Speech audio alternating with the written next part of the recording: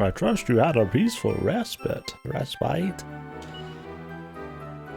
gonna fucking peacefully break my dick off in your ass, buddy. Sick of these priests and their tax, dude. Fucking annoying as hell, these bastards are.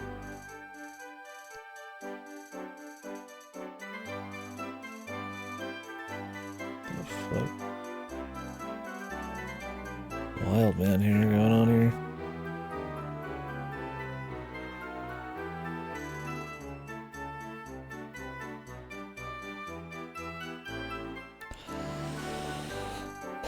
Alright. So over the last day or two. So last time I streamed I slept for like 3 or 4 hours afterwards. And then I stayed up for like 24 hours yesterday doing FF and other shit. Didn't stream much of that. I guess it's been a day or two now since we played this. Had an idea. We've already tried it in a bunch of places, but I don't know if I tried it.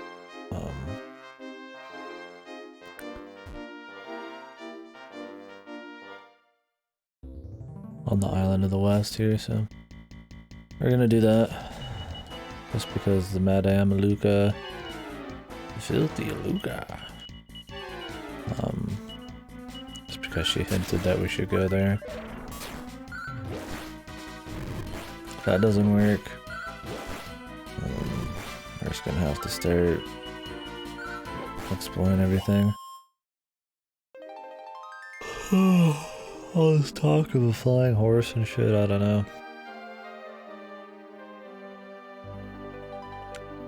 I just don't know, Captain.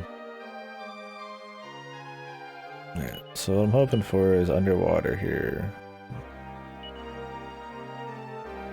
I already tried this at the area south of here, but I don't remember if I tried it at this. I feel like I did. But,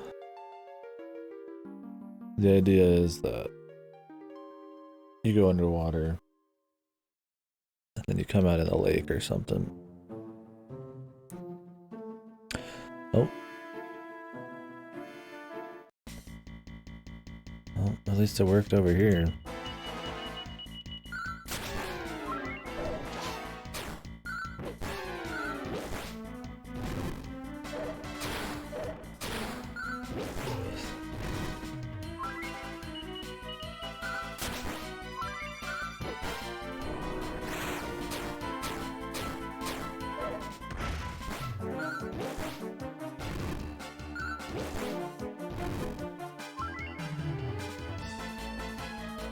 Right.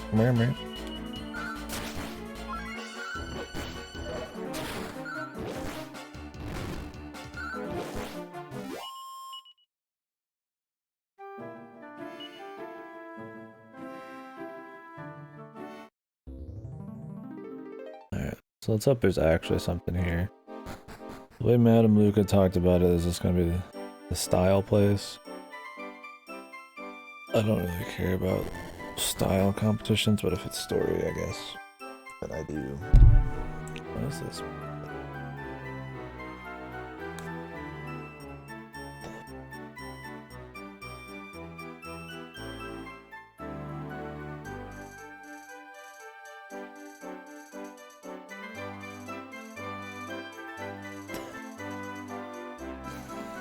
It's from when you're parting your hair, there's like some parts that are from one side and some are for the other. Okay. They don't know which side they're from sometimes, so they don't want to stay. Chateau des Sas. The Chateau of Ass.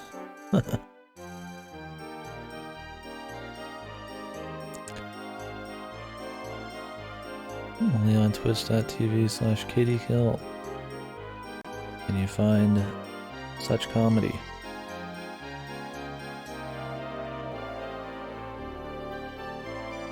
Oh, Seymour Sass. This is finally what style's all about. Oof, I'm yawning. I could probably use some more sleep. I slept like 7-8 hours, but in the last 2 days I had slept like 3 hours. So. Love the hair, by the way. She's supposed to be like really flamboyant. It's what the fucking slime, dude.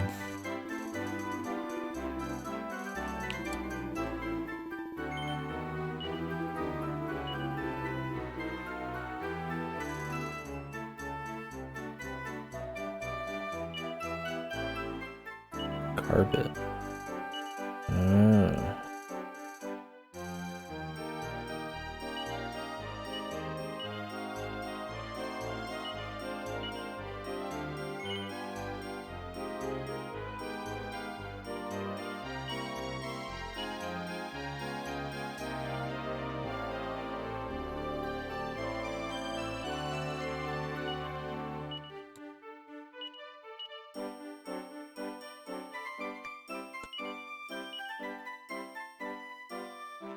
Trying to get my style up to max here.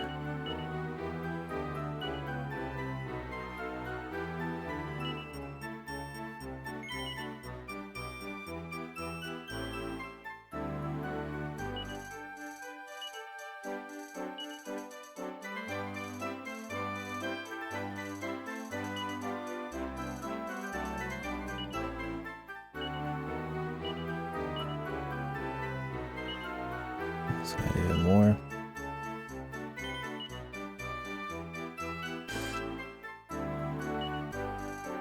We're not up to max, but as high as I can.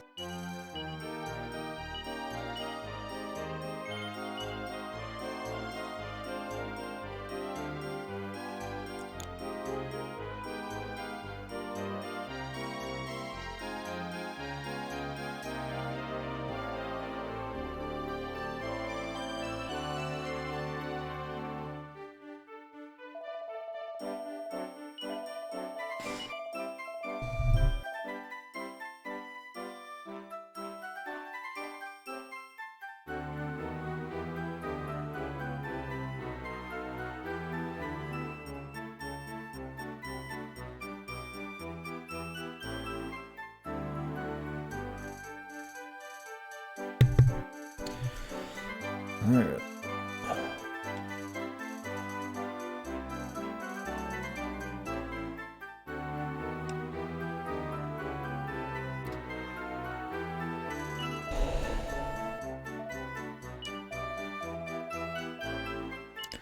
Oh, you can't save here either? Oh, dude. I hate that they put the longest text option in the same spot as the save when there's no saving. Like, why not save here? I'll get it.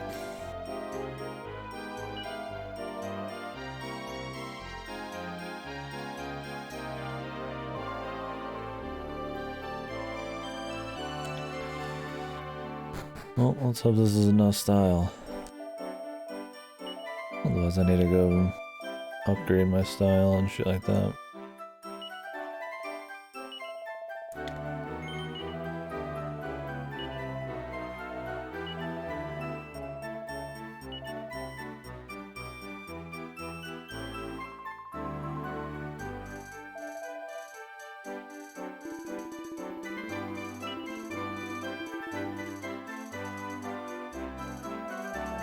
Wash these boxers twice.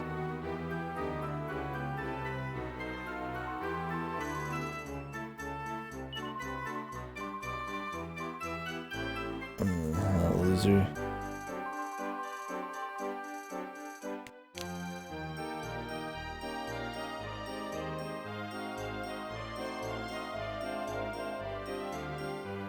Har har har, I can see your pussy, madam.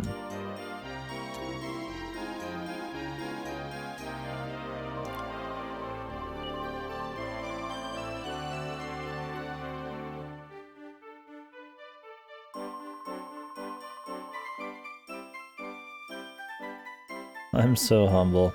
Yes, that's the thing, is calling yourself humble immediately makes you like not humble.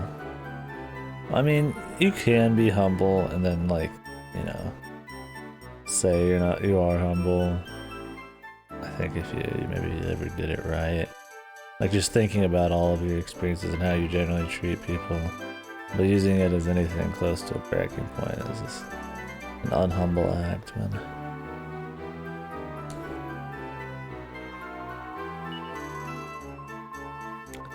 Like it was just some kind of introspection. Introspection, whatever the fuck.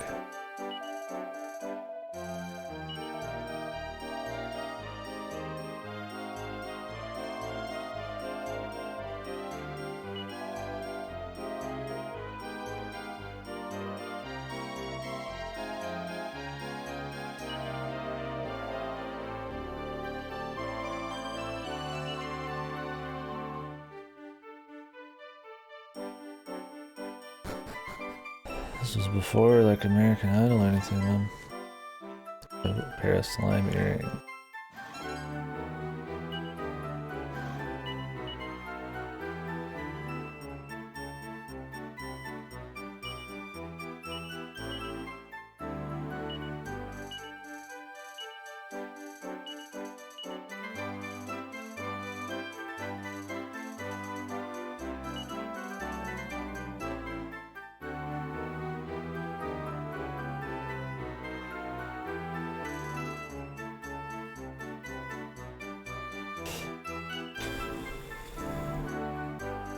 Really, these are stylish. Boost attack when worn.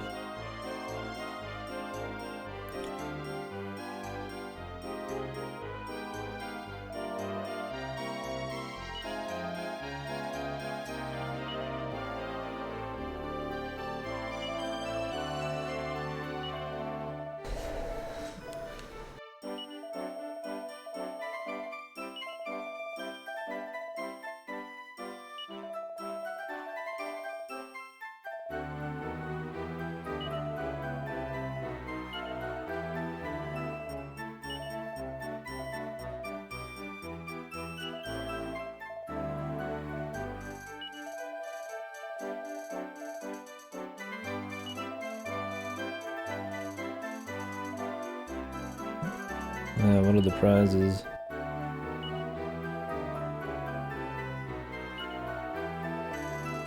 Plush rug, I guess what we're after. Shimmering dress. Wait, Sage's stone.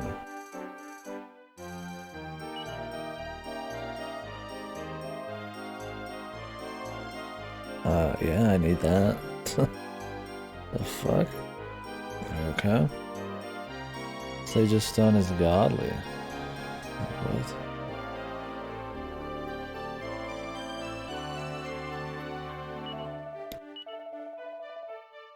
Curious what kind of numbers we need in the long run. How's the Sage's stone being given away in a fucking fashion contest?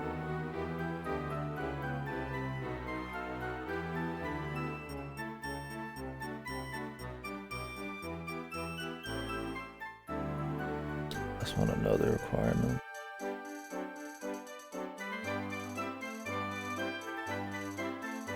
Need 260, but monsters only. Of course.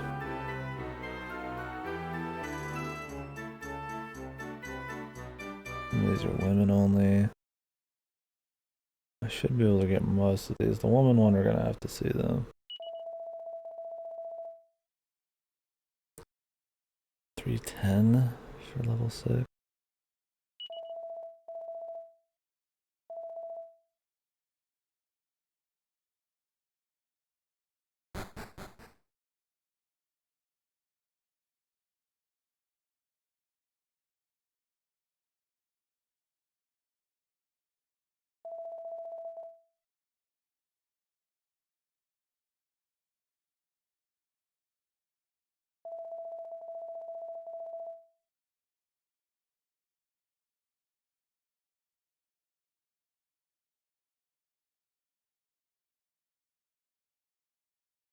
Oh, apparently having certain combos is...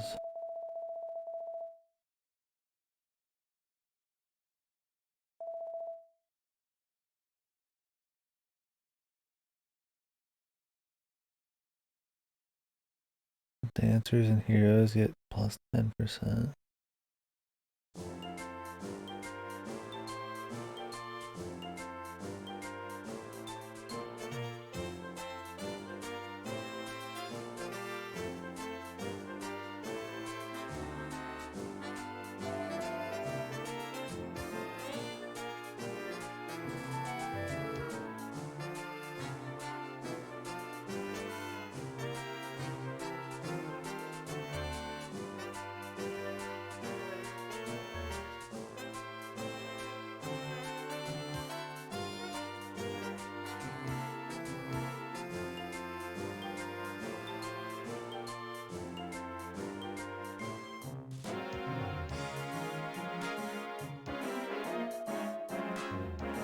Oh, okay. Anyways, we'll just try to figure it out and then make adjustments. Say just doesn't sounds too good to get. I guess there's a party member being good too. I mean, I assume the King Slime.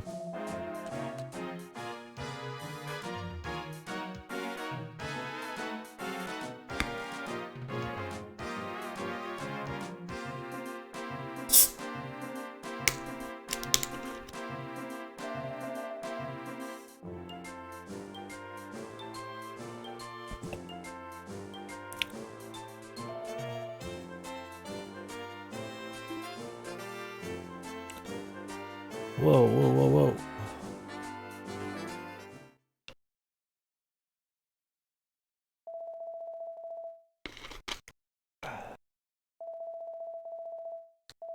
Just a raw stat check, man. So we need the Sage's Stone because I don't know if I'm gonna get the higher level job. It might take a while because I fell behind. Or, you know, I started late. It's gonna take a bit though, huh? I don't know why I closed the lid there. Doesn't do anything. I have 289. I need to have 310, but I think I can just upgrade a few things for that.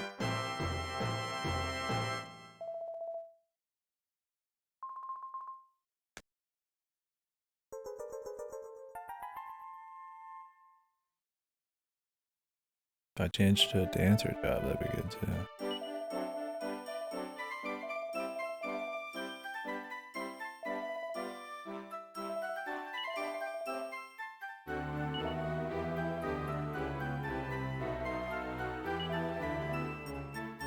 I don't even have sacred armor.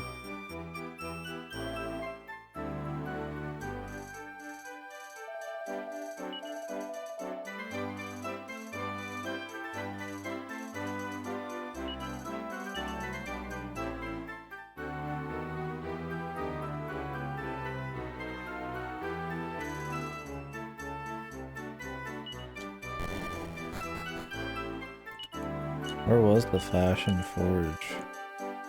Oh, it's literally a place called the Fashion Forge. Jeez, I wonder where it is. What's up, Ripsman? You got a repo? What's on the plate today, man?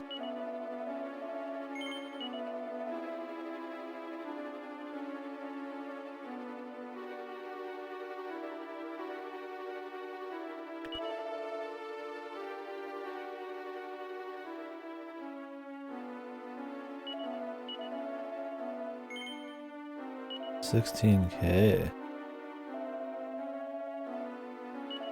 Exciting game of a whole lot of nothing. There you go, man.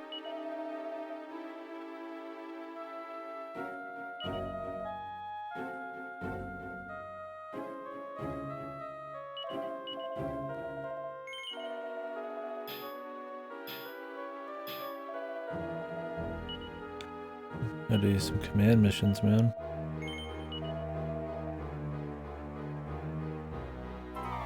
That's always fun, right?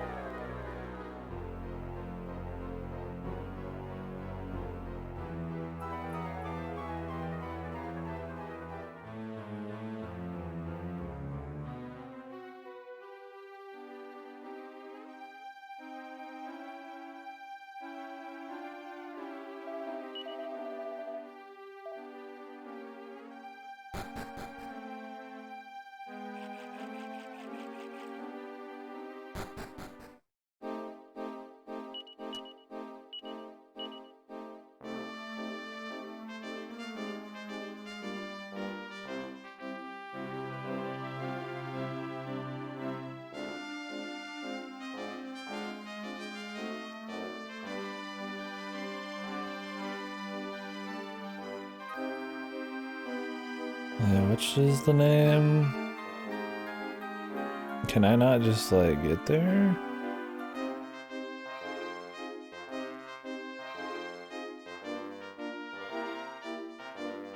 Do I really have to go from, like, here every time? What is the name of it?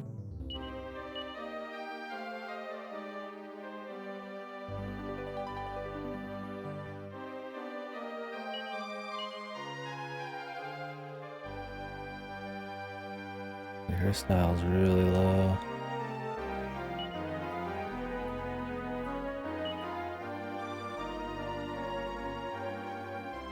It's gonna be a pain.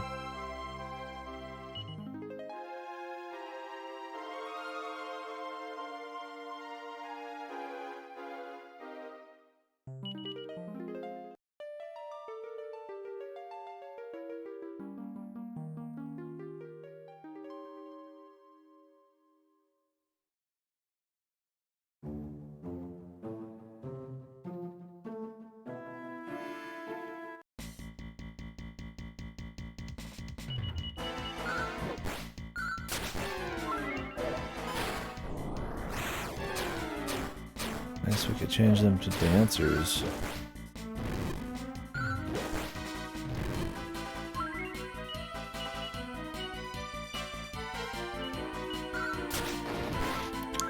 They don't even have their equipment all equipped right now, some of these guys.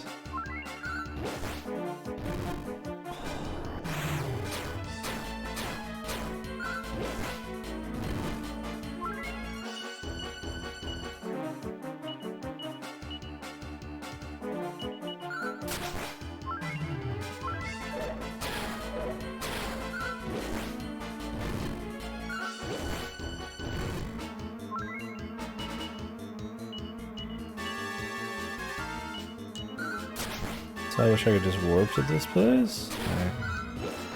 I have to go back here often enough.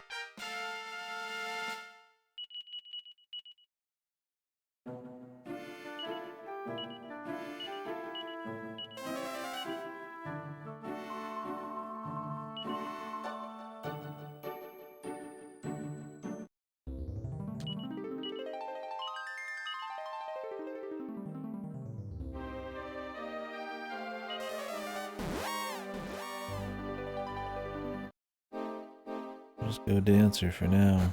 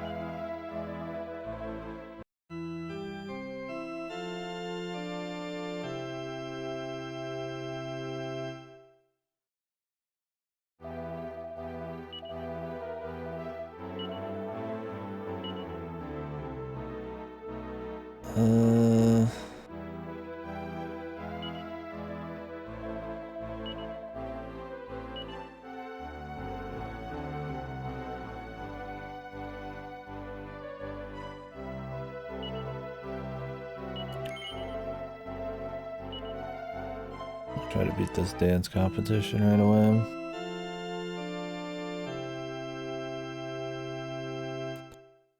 I don't know if it's 10% of your base or 10% of your total. I think your total, but...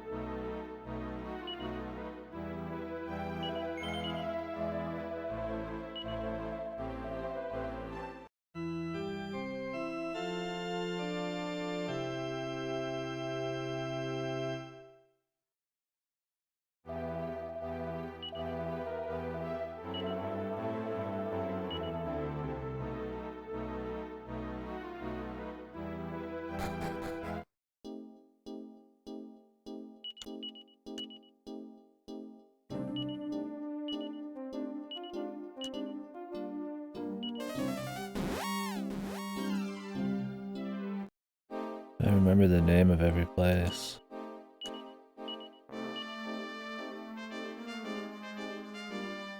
I don't. I know one we could do, I guess. Pescado.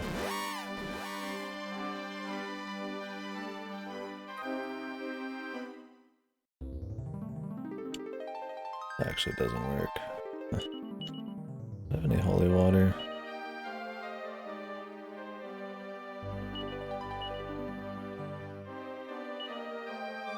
Fish nets. That will help.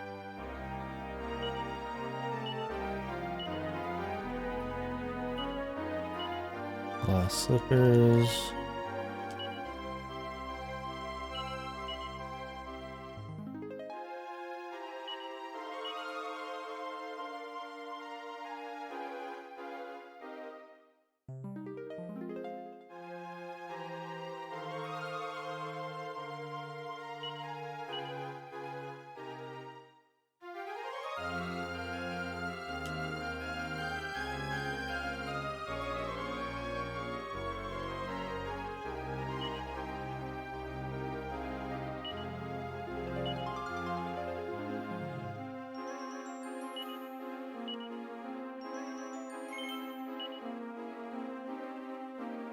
Re-equip all this in the future here.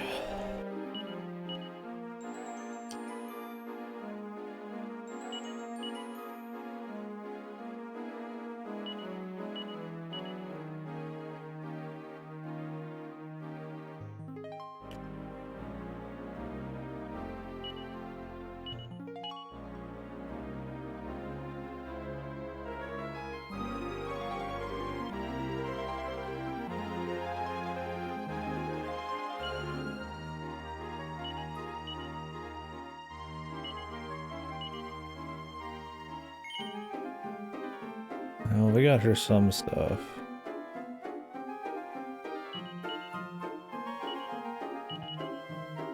Is it enough though?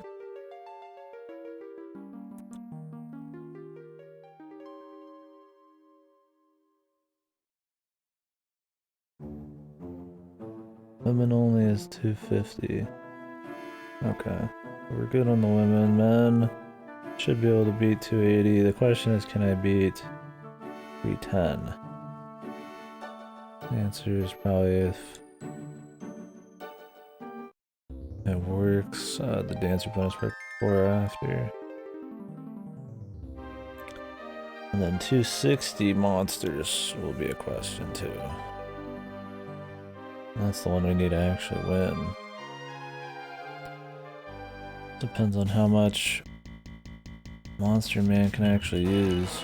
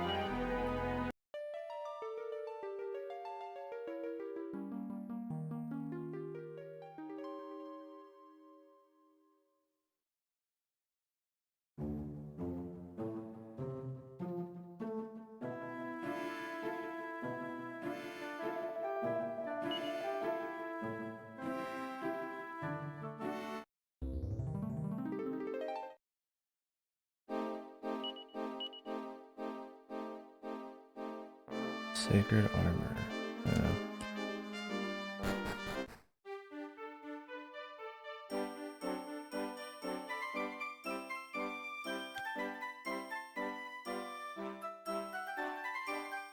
Oh, how do I get decursed anyways? My fucking slime has...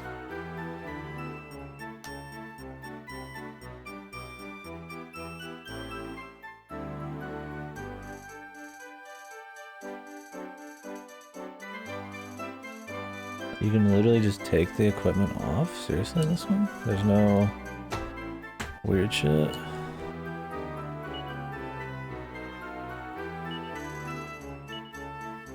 Oh. The fuck? Why did they change that? I mean, that's good. I mean, you're already getting a negative, so it's just really that you want to have that choice at the time. Like, it's already a negative trait to go with the okay, normal stat. So why, on top of that, make it even worse?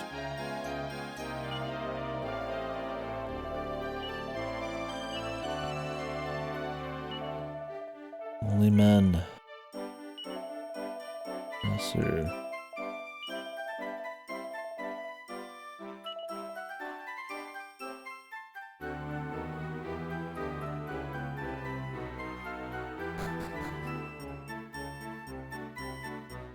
It's gonna take a while to do all these. Very long judging process. Monarchy 6, what a fine choice.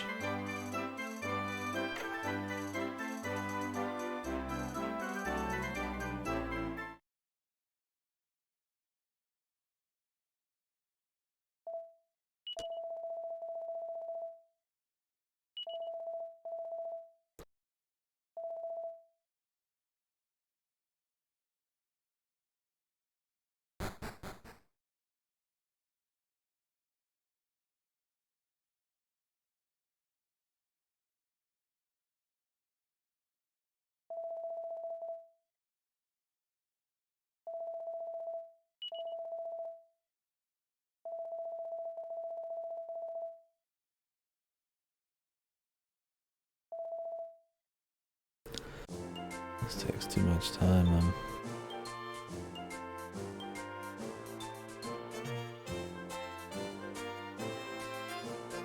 I'm old.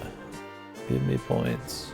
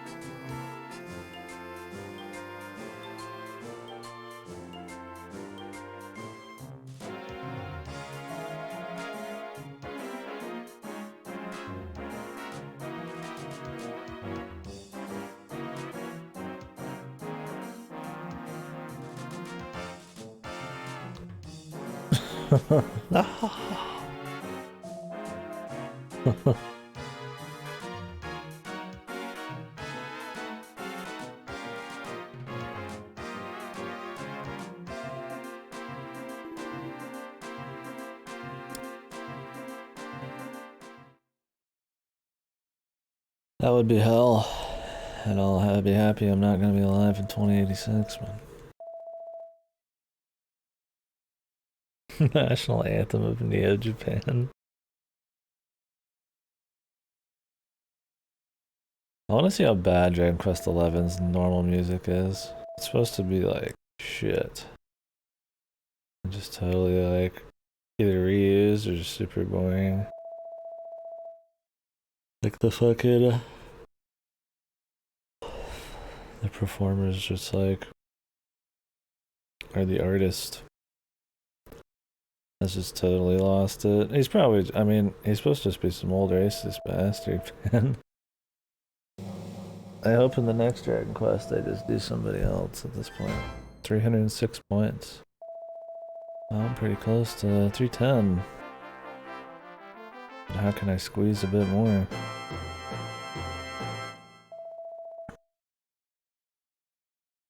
No, I don't think they're even new. So the idea is there's a version of Dragon Quest XI that's orchestral, but the West got the version that's just like really shitty MIDI tracks. And I'm pretty sure a lot of them are just... I think there's not even supposed to be like 60 minutes of music in the game or some bullshit. And anyways, they're not supposed to be very good, and I think a lot of them are like reused or something. I've always heard that the worst part of Dragon Quest XI is the music. But in the new version coming out, we're getting the orchestral version, which I guess is better. I mean, better, right? I think a lot of it's because the musician is some kind of like crazy imperialist, racist kind of dude. doesn't like letting the West have the better versions of the music and shit. And he's probably just ancient, so he probably can't even do good stuff anymore. I don't know. I'm not terribly impressed with any of the music so far. I think 5 was probably the best music, but it's still pretty dull. Yeah, pretty much, Akira. And half of this shit's just the same stuff.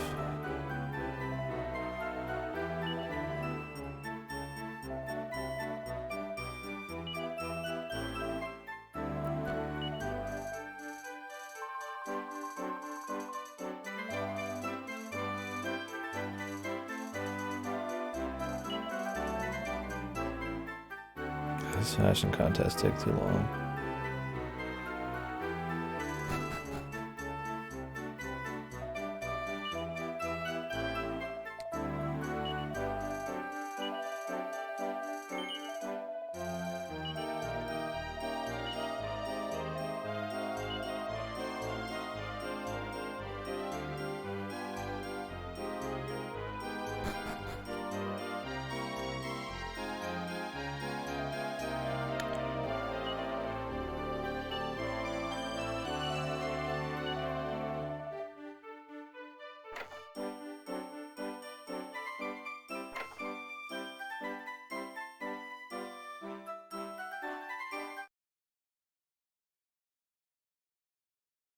I mean, I could go sell enough stuff to upgrade the helmet of Valorant or whatever.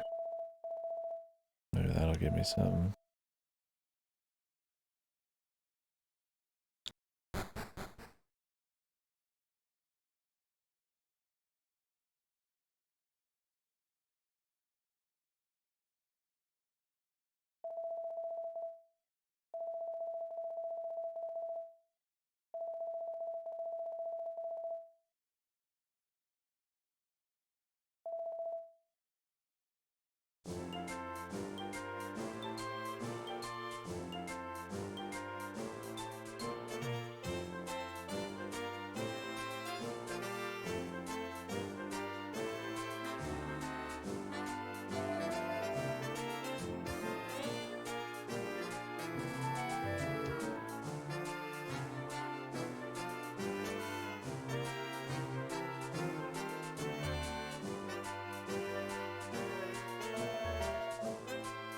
Top drawer, top drawer.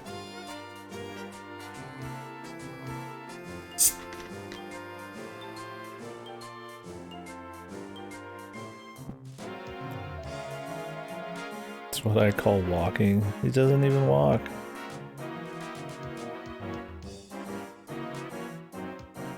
He like lurches and hops. Yeah, I will say if there's one thing that's grinded on me a bit, just a bit, over all these playthroughs, it's the music and the sound effects.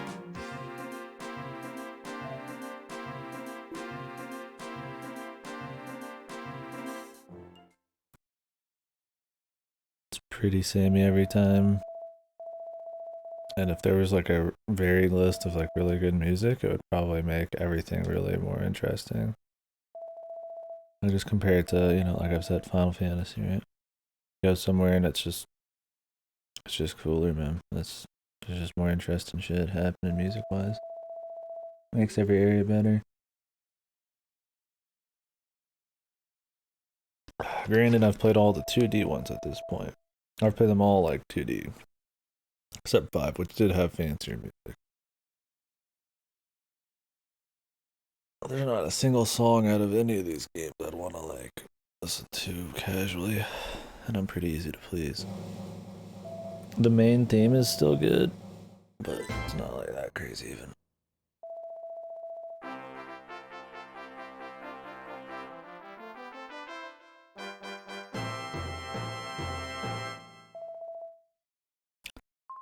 You've won yourself a plush rug. I assume this is the flying carpet.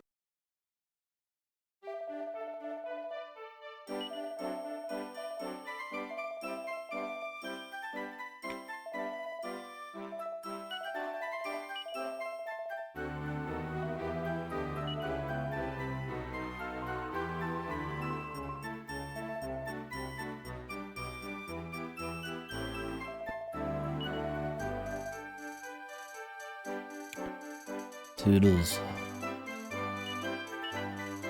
How much do I get for the Metal King helm compared?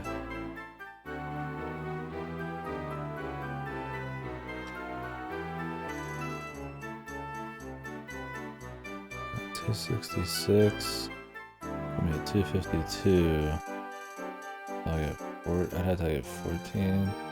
Hope we get an 18 upgrade.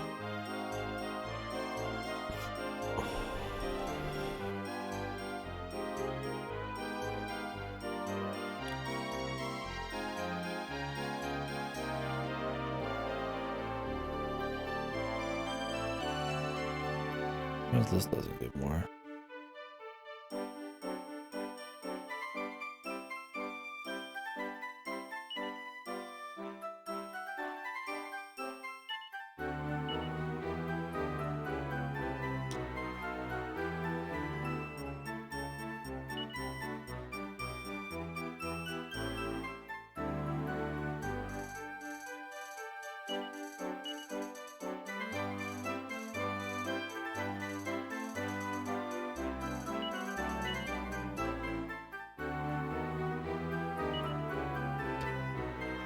What out of this could I give him that would actually help at all? He just needs 4 more points, man.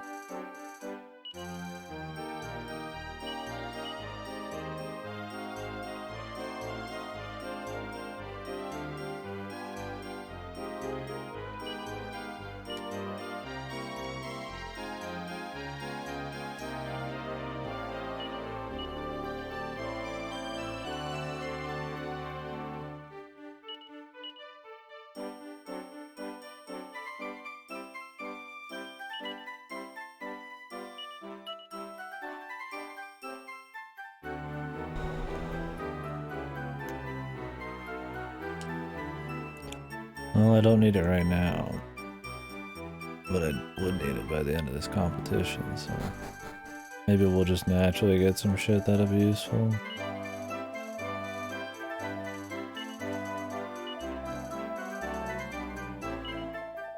Ladies only.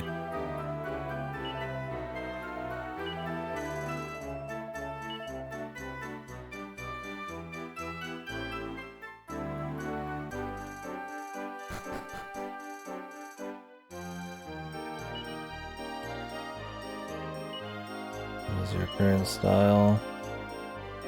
232. How much do I need to win?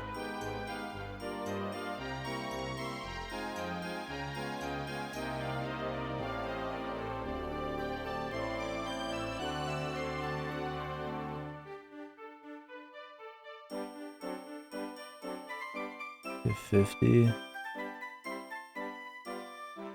I don't know if any of these are going to be a bonus. We'll find out.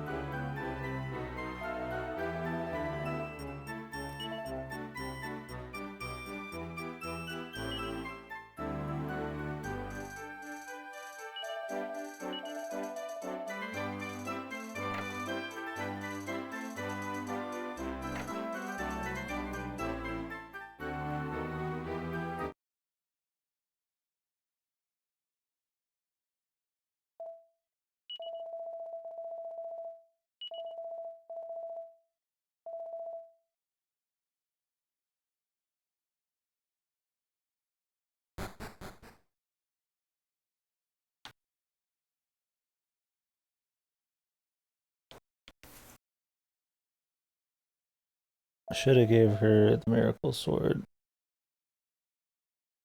I'm sure you can. We'll see if I get a bonus. If I do, then it'll be fine, but...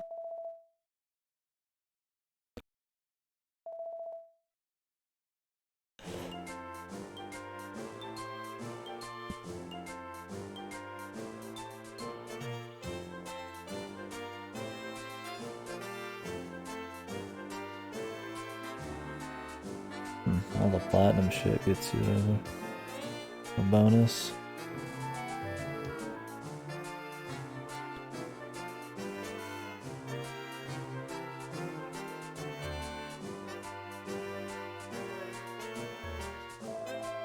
Silver tiara, glass shoes, and dress of radiance. The site's gotta be like 30 years old. It's got horrible like font choices and all this crap. Oh, shimmering dress. I don't think I have that on me right now.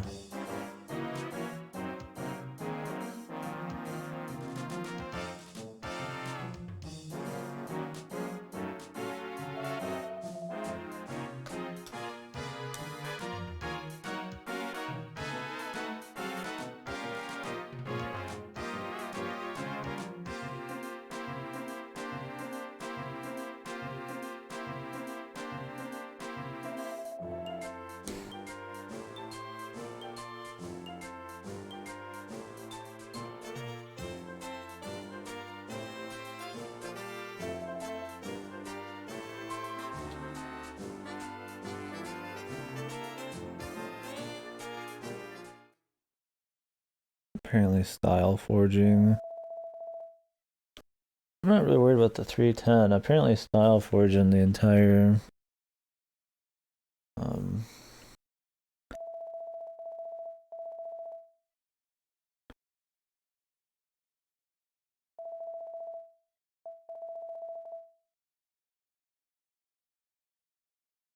like apparently if you up the style on the main gear, it actually ups its attack power.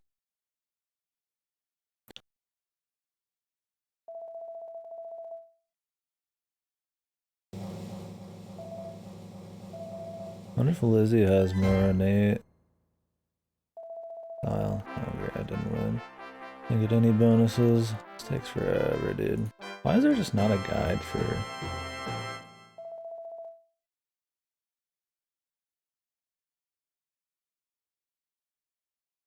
I have to use this ancient guide.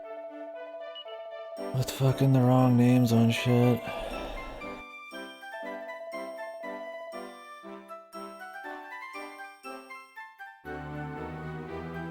Really? That's what I've always heard from everybody. Unless it's like this big misinformation thing. Maybe he's done it in other games is why?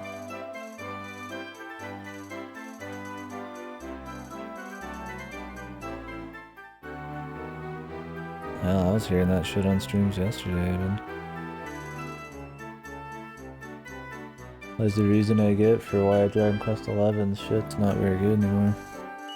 But who knows, I mean, maybe it's bullshit.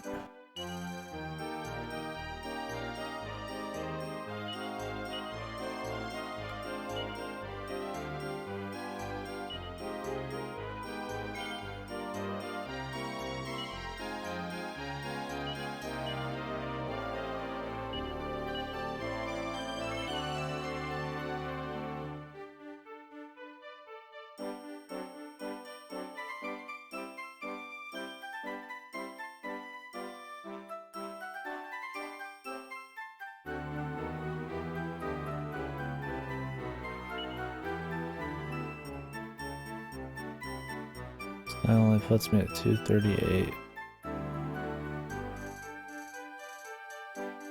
What are the combos?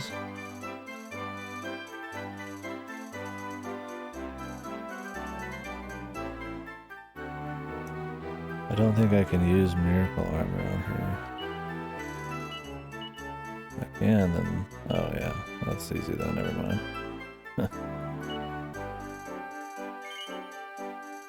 No, I could do that.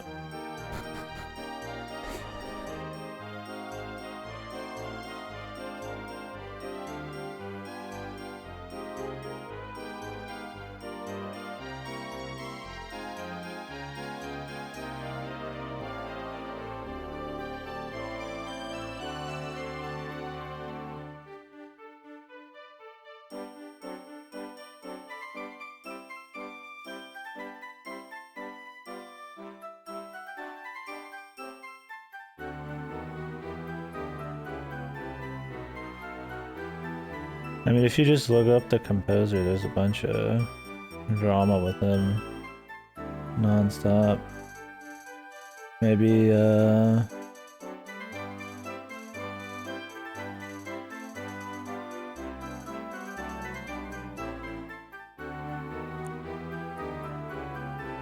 Maybe people just take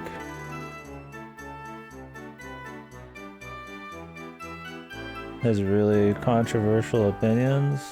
Maybe they assume that's why his music's fucked.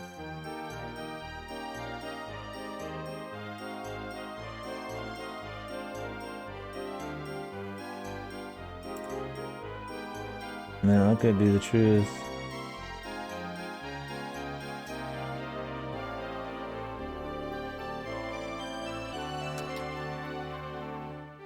I mean, Dragon Quest music's pretty boring, but it's not like horrible.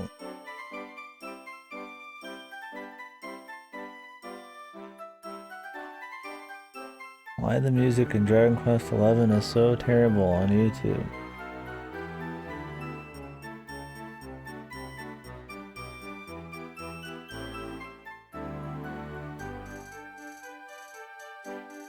I just have to hear the music. Jesus, everybody hates the music, what the fuck? Come on. Just the generic music. Yeah, I don't know.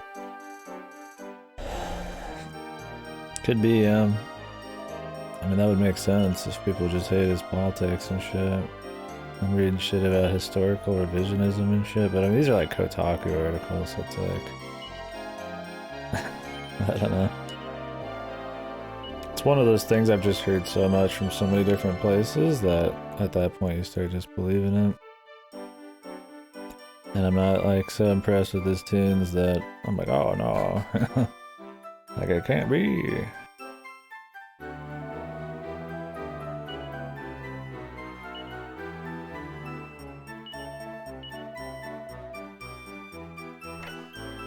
All I know is I thought he did movies and shit before Dragon Quest.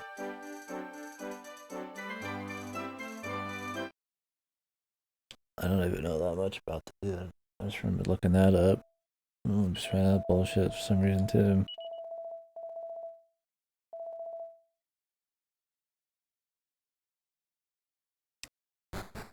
Whew, yeah. I feel like I gotta like look up for like 10 fucking hours every single thing I talk about, man. That's what I mean. Even something just super widespread and talked about commonly with Dragon Quest, shit like that. Even that, I mean, might not even be true. Might just be a very convenient way to explain why the music in 11 and all that is like really lazy and why the West would get the MIDI version, but Japan gets this like the West got some like synthesized versions of the instruments, and then the Japan got actual like instruments from the go, from what I understand, for some reason. I think he's got like some kind of stranglehold on the music too, I'm not sure though. That's why it's so samey every time. It's either that or it's just because the game's super traditional, I imagine. They don't like changing much. Because that philosophy is in the gameplay itself, you can see it. I mean, it's always like super similar between each game. So I believe more that it's probably because they just don't want to change anything. Not just the music. Although they do reuse like verbatim like songs like all the time. Which is kind of fucking annoying, but I don't know. I don't like hate the music. It's just nothing to me. Like some of it grinds on you, and like I said, it's grinding on me a little bit more lately, just because it's so just uninspired. It's just the same shit every time, but I don't know.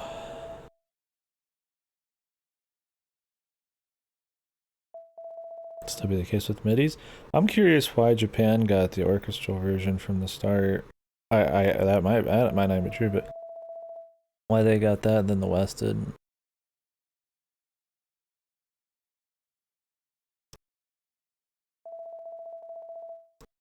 If that's even true. Oh, I'm curious. We should probably look it up.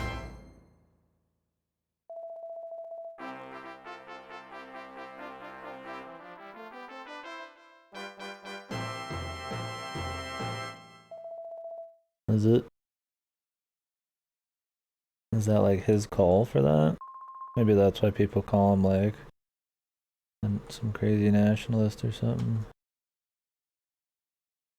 I can't imagine why, unless it's some weird music rights thing, we would get a shittier version. We're getting the thing is we're getting the orchestral version now, or I think the Switch version might already have it. I'm not sure.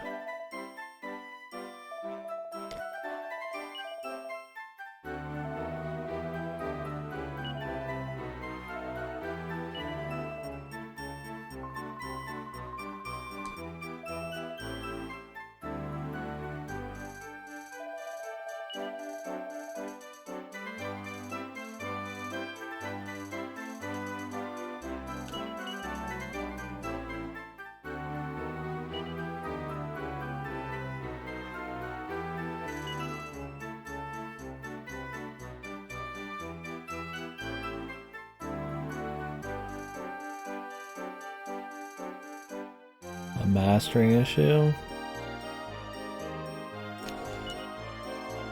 Why would we get it in one place and not the other because of that though? Just they didn't have time to like give the right stuff? Yeah, so that's the thing is like, they're not gonna like be like, oh yeah, because we're racist. So it's like, we probably will never know the full truth there.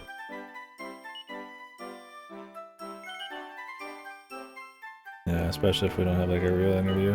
It would just have to be something very believable, I think, for people.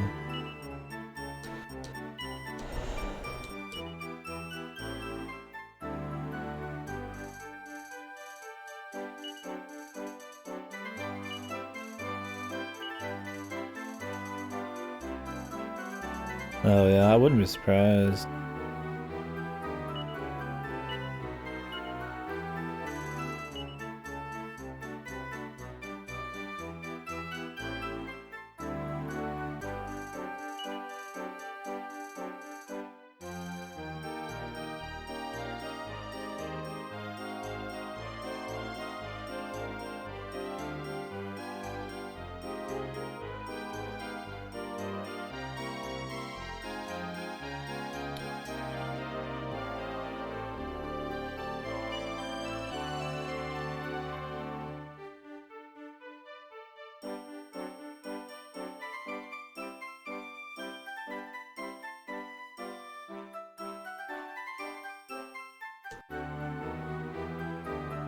Is this the one where I need like 310? Oh, this one's 280.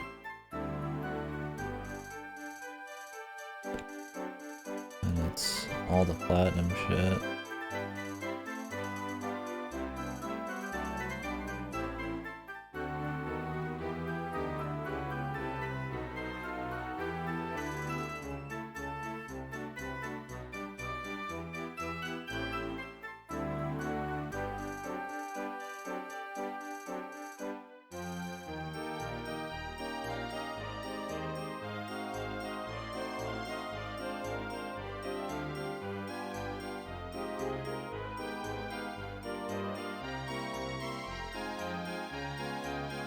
I have to win it at the casino. Or in Howcastle. Wait, do I already have it then? Oh yeah. Okay, I've got the full platinum set then.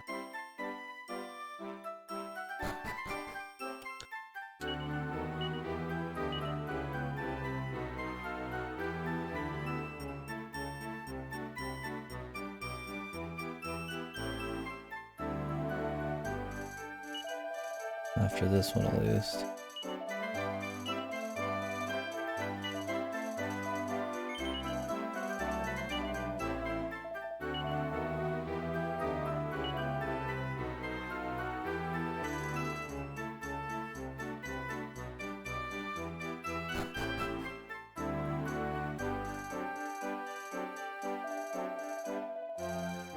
So the re-release on NES games prior to Virtual Console didn't use Famicom reason for some reason too. That may be it.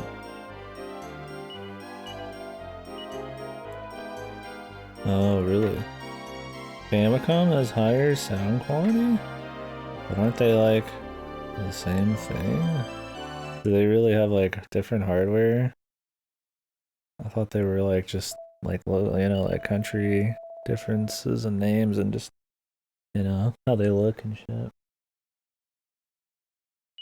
Huh. Yeah, I didn't know that. Yeah, I don't play much NES, PC, other than like shit on the Switch.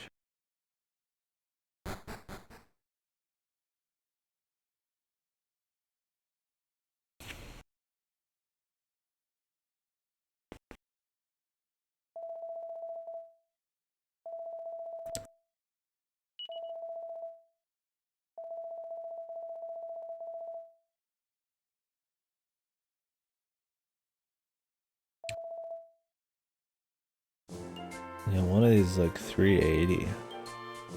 You need 380 for the final one. It gives you the happy hat.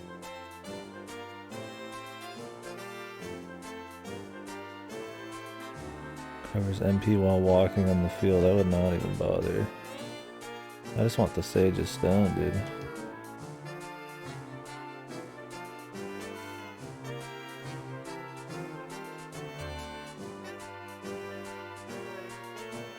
Huh, okay, I could see that then. That'd be a bigger deal back in the day when they're already so limited.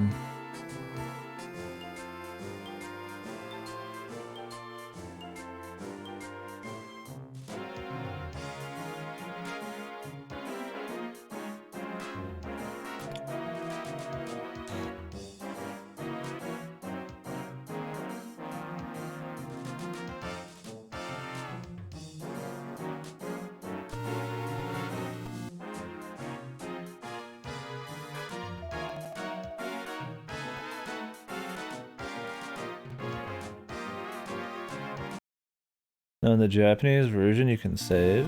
Jeez, I'm gonna play that version then. I mean, I guess I could play... What if I do play Metroid 1?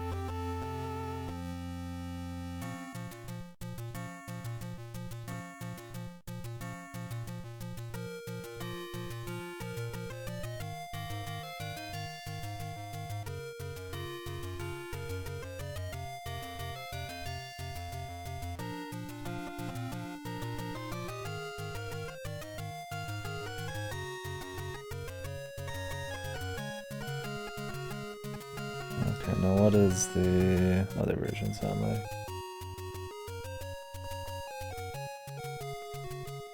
Huh. Does sound different. Like an entire extra like instrument thing going on in there.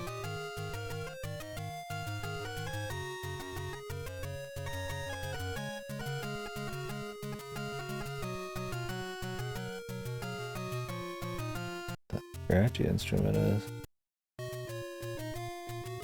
And the NES version's a lot more simple. Famicom one has a bunch of shit going on. Enough that it feels like they just had to remake the entire song. How we doing, Lassie? We're talking about Famicom and NES differences, where a lot of like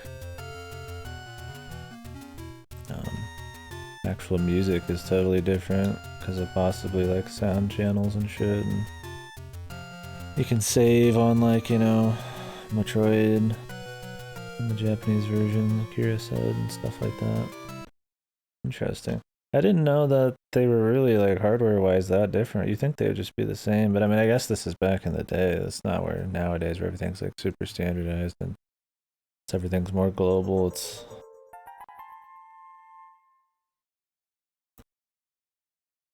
not as wacky. Very interesting.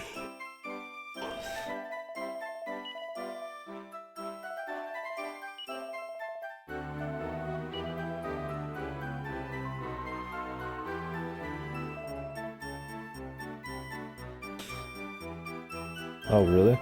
I mean, there's so many versions of Bloody Tears in general.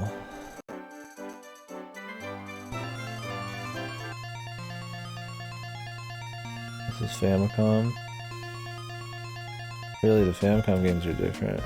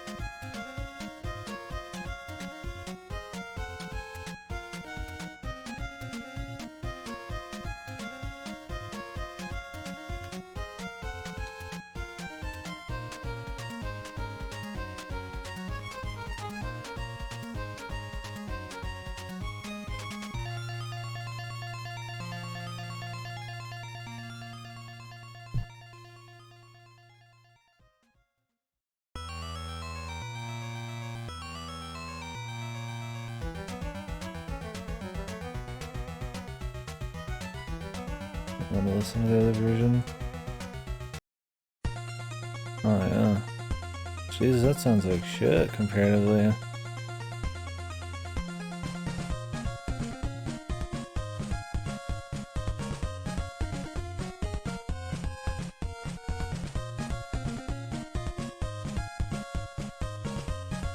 Huh.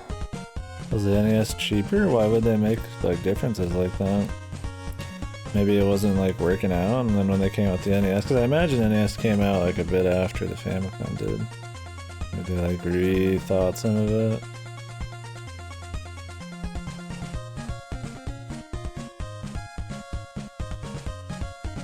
It's got a little bit more like punch to it, but I don't think that's probably was their plan. Like, oh yeah, we're gonna make it sound shittier on purpose.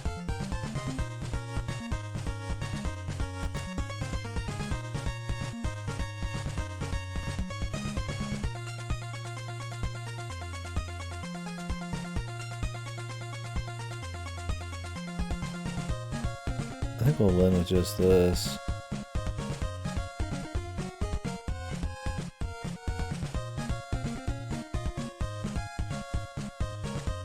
Is it feasible worldwide? Yeah, I guess I could see that.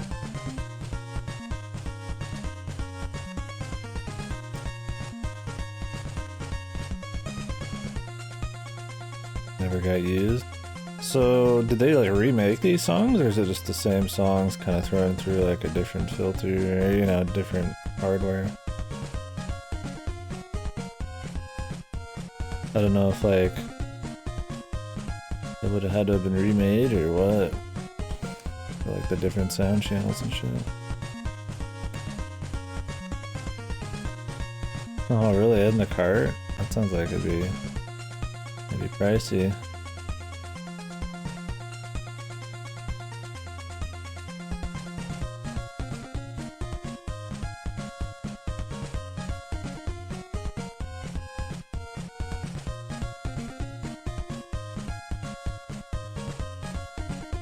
Imagine that, man, nowadays.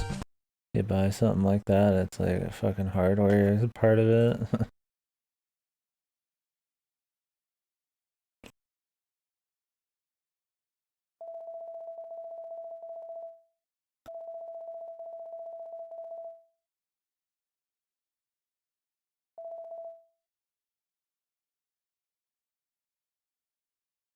Instrument samples? Oh. Interesting.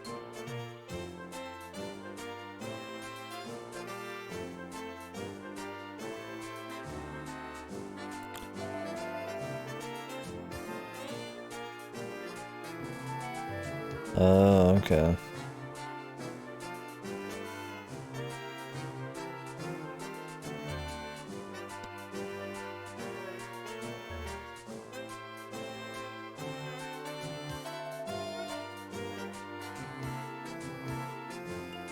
I need to play through Castlevania 1 through 3. I mean, I've seen them before, but I've not played them.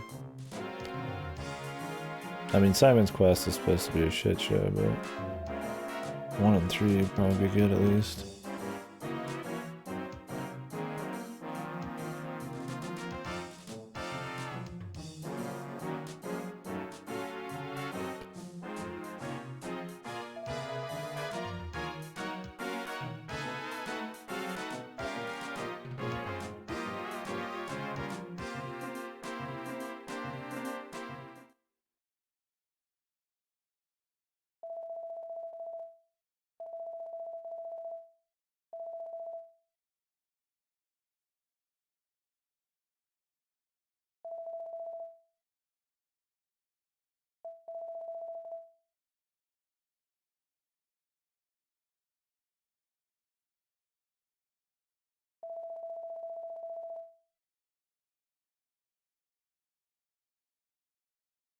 How much did that really raise the prices on games?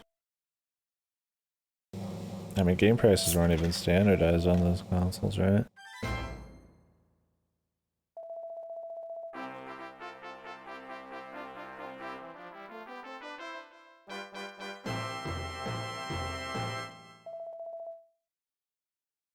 Shimmering dress.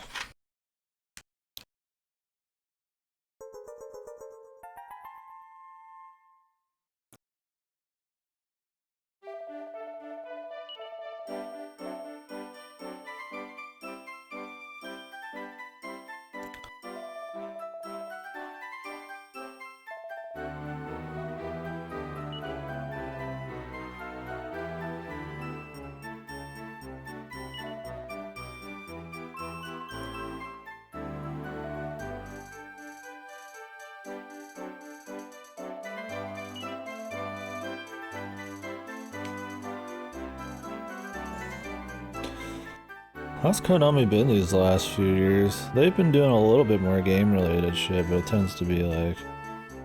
I think there's a lot of like Miss Bomberman shit going on, and like... I think it's a lot more just like safe money shit. Either like mobile or cashing in on franchises. I think they still do football coach manager, right? Or whatever the fuck.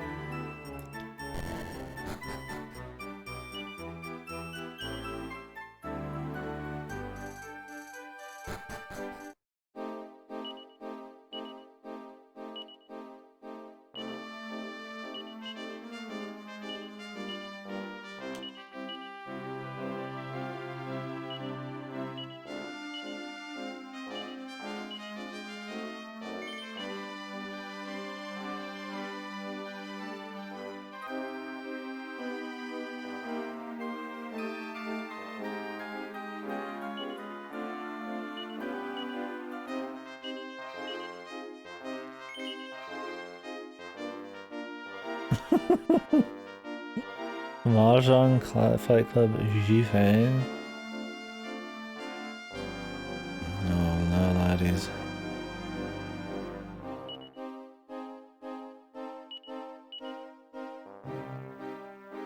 I guess they're not doing that much. I mean, there's always rumors they're doing shit too, but I don't... That doesn't matter terribly much to me.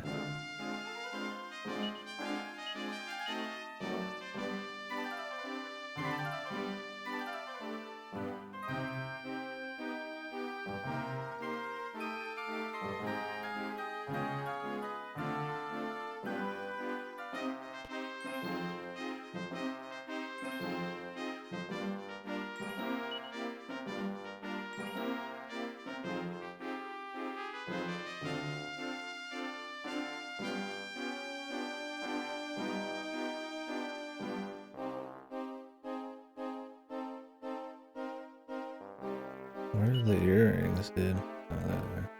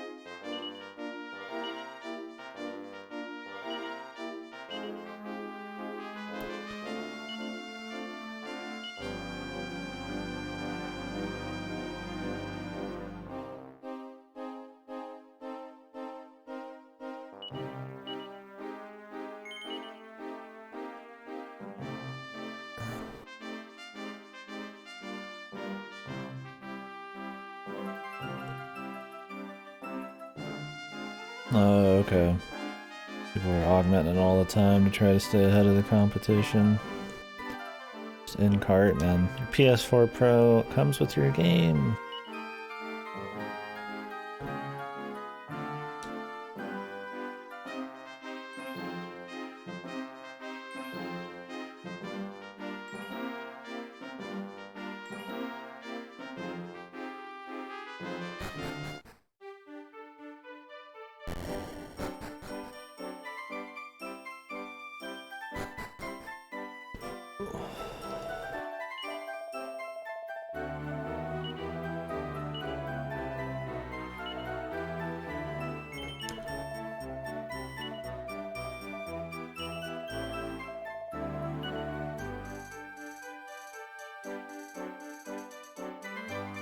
There's like a monster judge.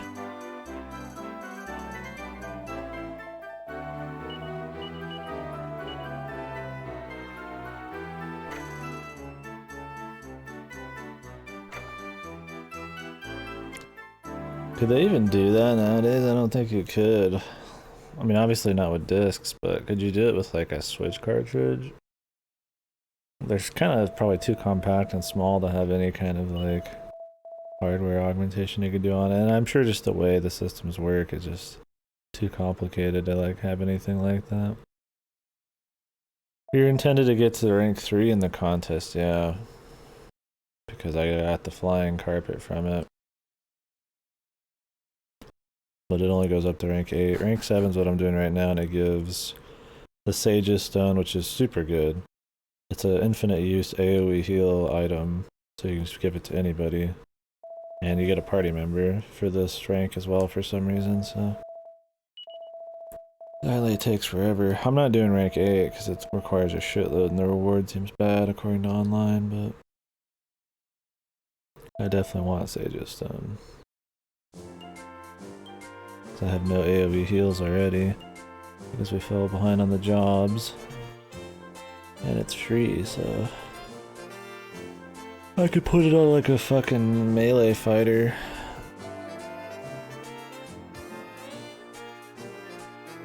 Yeah, it wouldn't really matter nowadays.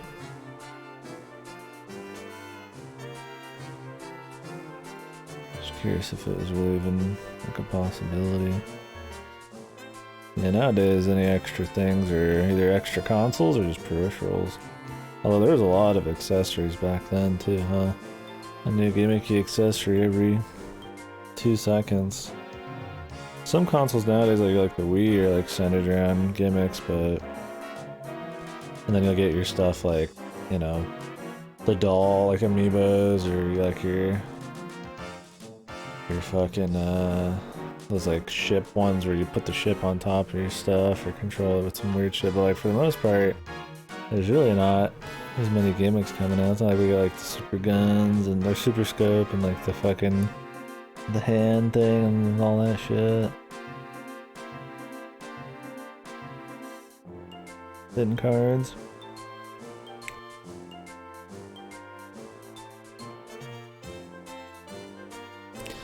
Well, 360 didn't have a Blu-ray, right? Wasn't 360 going for HD DVD? Wasn't that the thing? You had to buy like an HD DVD add-on, and then PS3 was the Blu-ray system? Or was there like a Blu-ray add-on they made as well? Because that was when everybody was like, oh, are we doing Blu-ray? Are we doing HD DVD, guys? And then Blu-ray like totally won. Why did Blu-ray win over HD DVD anyways? I think it was called HD DVD, right? This is when I was a kid. I don't remember this very well.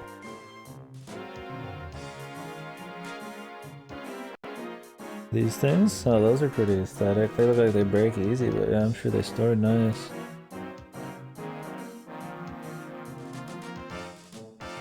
Yeah, because Microsoft had HD DVD. Because PS3, one of its selling points is you could play Blu-rays off and shit. And it uses Blu-ray discs. Yeah, it had an HD DVD add-on, man. Could just hold more. Yeah, why not go for that then? That's pure upgrade over an HD DVD, I imagine.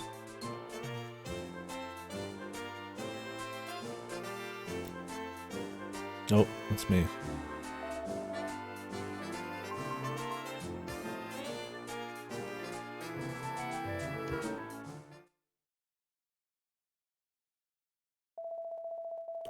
True. Sony's pushing it, they've got a big part in the movies. Even. That makes sense. Really? I would not doubt it.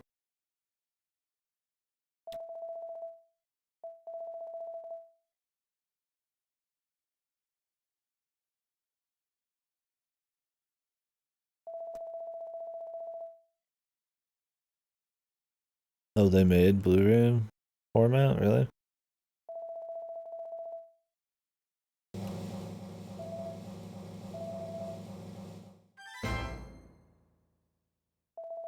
Why is it called Blu-ray anyways?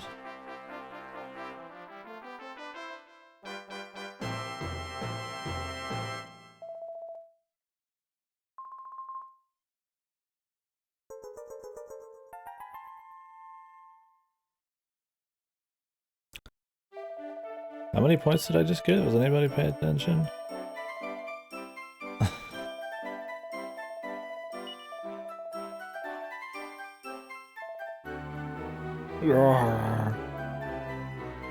Love the beam spool.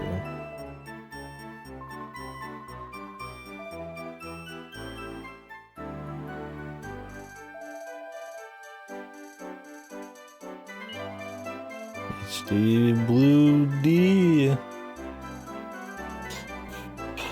It just sounds more like more of a gimmick, I guess.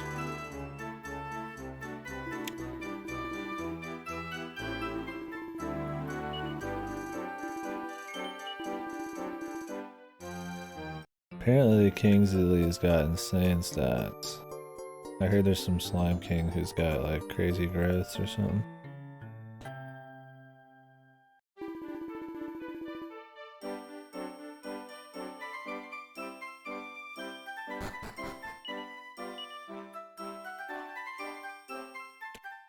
Oh really? It's already full? I need to go switch people out.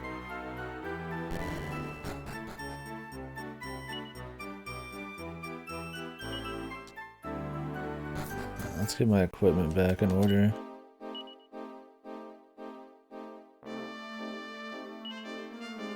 It makes more sense, but it's not very schmaxy. I feel like they care about what's schmaxy more.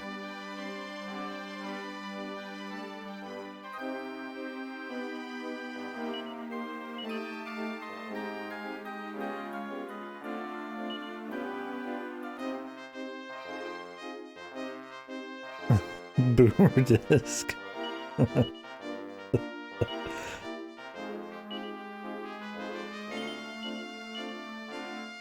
Come on down, get you a boomer disc.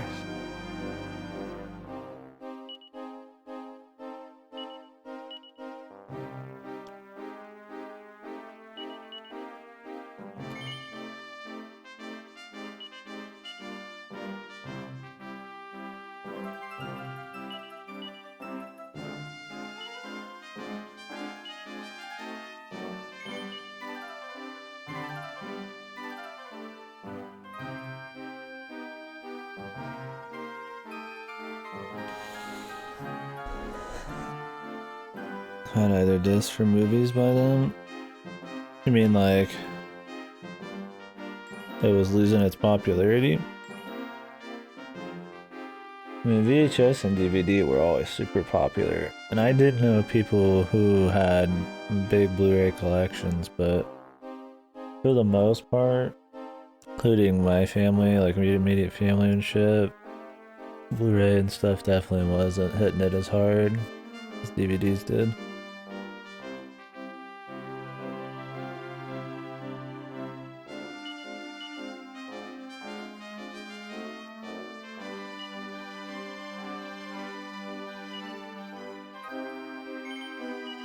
Yeah, I know people still, yeah, who've bought DVDs. I mean, you could still buy DVDs at Walmart. I guess just for older folk.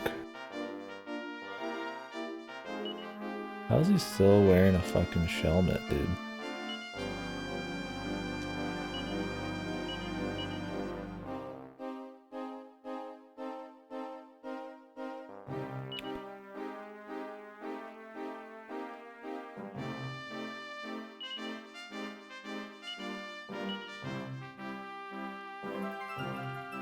I don't know. I mean, I still prefer to buy physical myself. But I don't buy many movies anymore. I have DVD collections still. That's the other place I lived. I have to get those or whatever I'm planning on doing.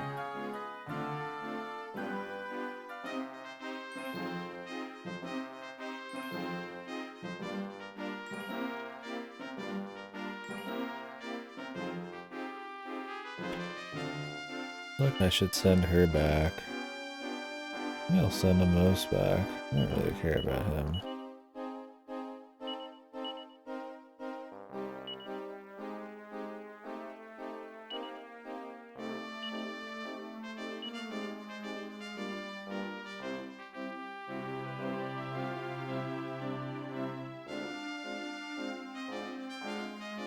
Blu-ray's never gonna get as popular as DVDs though. Yeah, I think that's just because of digital. And I feel like even though Blu-rays were getting more popular, people really still held on to DVDs more. That was one of those like people don't really want to change kind of deals probably as much. Not everybody had like HDTV sometimes, or they just were used to DVDs and shit. That might just be my experience. Yeah, that was one of the big things with PS3, right? It was just a cheap Blu-ray player. A lot of people would buy them for that reason. When they got cheap. I heard that all the time.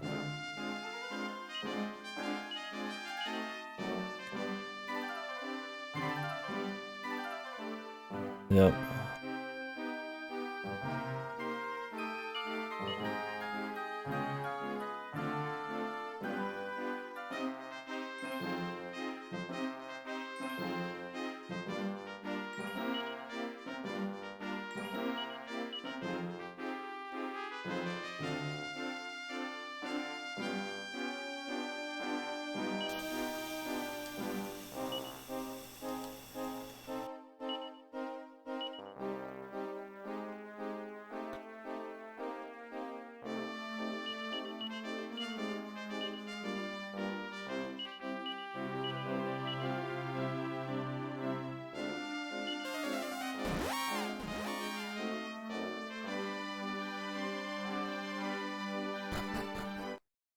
Yeah, we've had a huge DVD collection here, and we did have a big VHS one, but we probably got less than 10 Blu-rays here. And my anime and DVD collections and movie collections are all DVD. I think I might have like 1 or 2 Blu-rays. I mean, I barely buy fucking games. I mean, I buy plenty of games, but like... Even though I do buy physical, when I do buy games, I tend to buy... I feel like 80% of my time, like indies on PC. So the other 20% of the time I'm buying very rarely something on console and physically. And it's like I'm barely buying games and that's what I do half the time, like physically. So it's like movies, something I've only ever bought just to collect. I just don't buy any. I mean, I no interest in buying Blu-rays. I purely do is collection shit. My entire life I've never bought DVDs or any kind of movie thing, except as a collection thing. Because I mean, back in the day, your parents were doing shit, or you were just going to the movies, or you had stuff on TV. And nowadays, it's like you got streaming services and all that other stuff, and it's just like physically owning movies has never been like, to me, like a huge thing. My dad has a huge CD collection too, but music for me has always been digital. What what went from physical to digital the earliest? I feel like music did. I think music started to become less physical the earliest. I feel like CDs died out. I mean, there's still movies on Blu-ray. I'd consider, for the most part, physical movies to be pretty dead. I'm sure it still makes money, but... I mean, you still see them at the stores. But games haven't. But they're going. They're not as far gone as movies, but... I mean, music's come back a little bit with, like, all these vinyl resurgences and stuff, but, I mean, you know, or physical run games and shit like that. Or limited run games and all that, but... I think that's always just going to be like a small minority at this point. Or just a minority. In mainstream, yeah.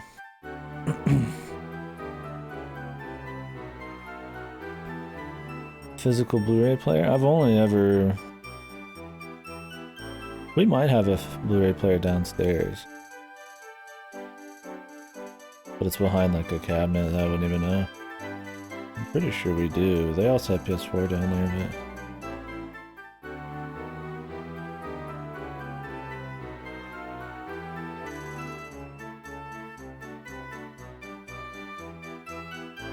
Yeah. Yeah, I mean just more, yeah, like you said, mainstreamer. in total.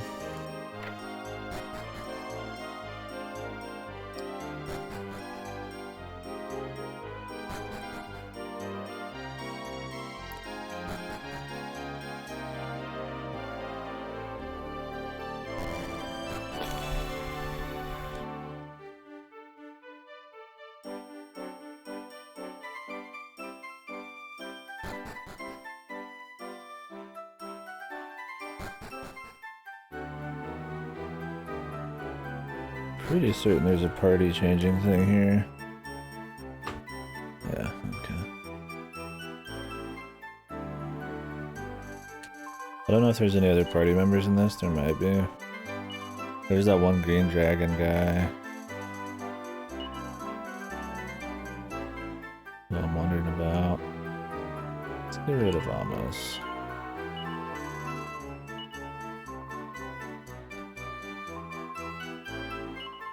Looks you can't level up everybody.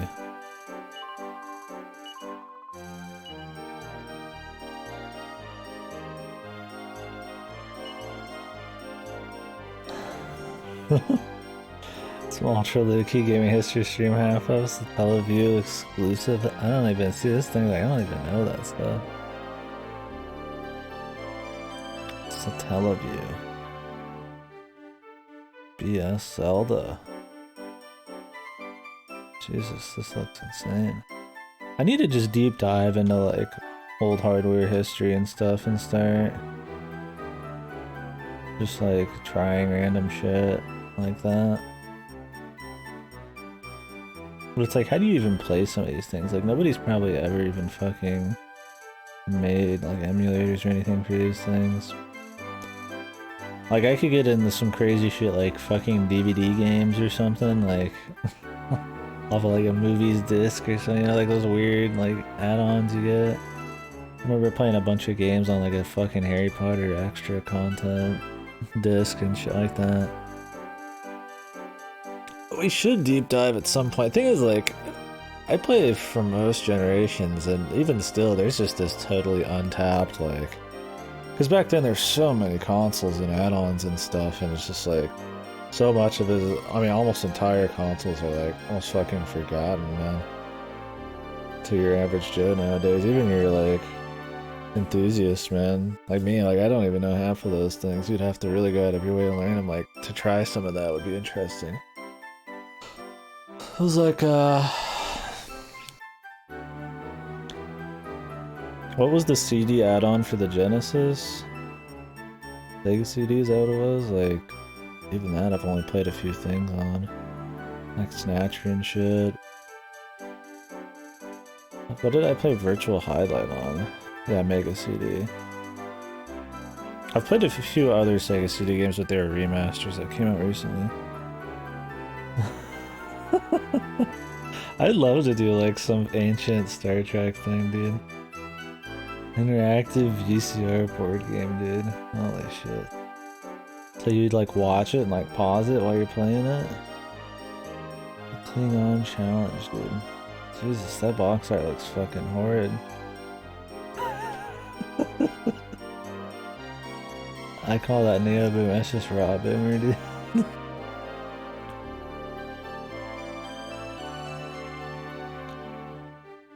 Most popular streamer on Twitch, yeah, of DVD games. Absolutely, would be. That would be me.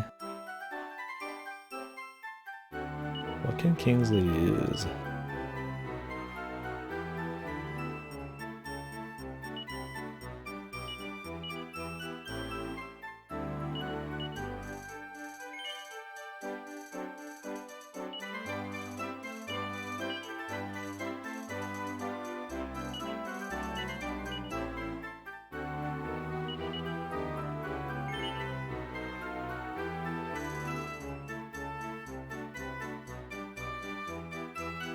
Okay.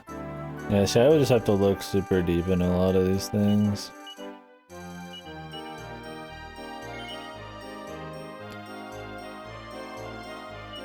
And I usually have so much to play, it's just kind of like, I'm just not thinking about it. But there's probably some cool shit I could get into.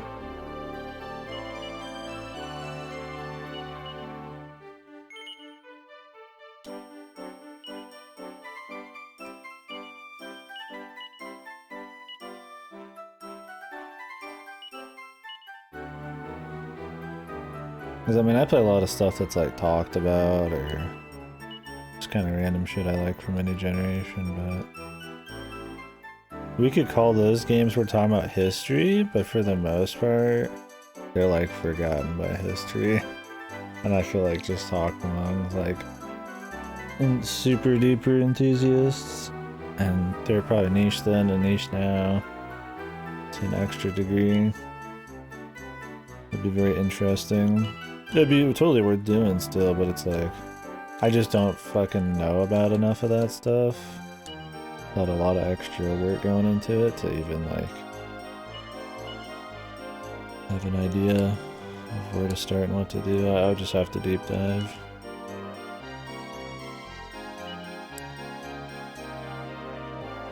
Turbo graphics. Is it supposed to be graphics or graphics? I say graphics. It's just more natural to say, but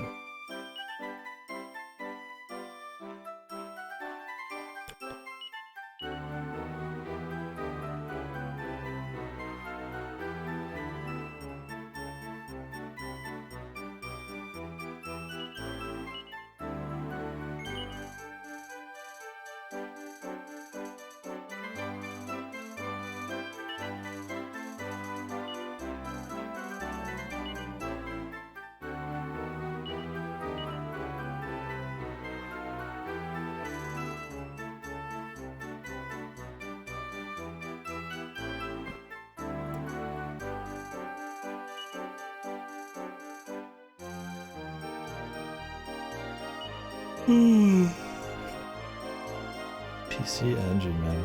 That makes it sound like it has something to do with like an actual PC that we'd have nowadays. Which makes it even more confuzzling if you don't know what the fuck it even is.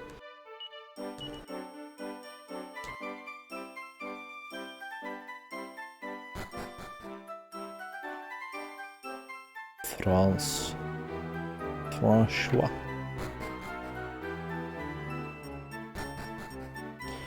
I need to change everybody's jobs back now that we're done with that shit.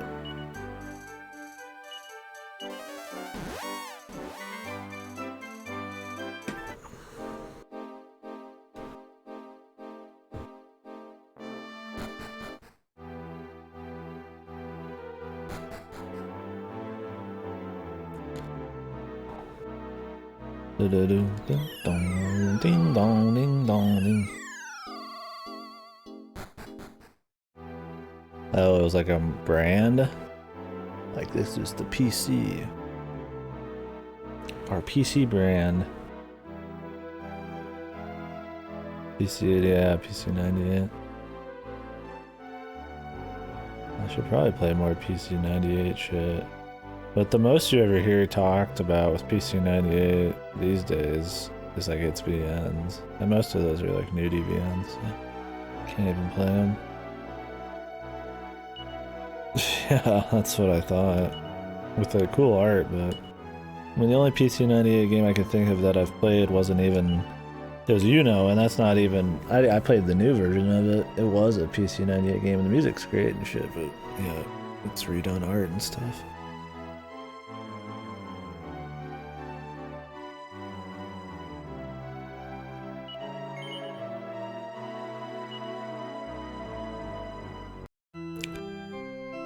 Oh, man, menus in this game are so long. Like, I want to change my job.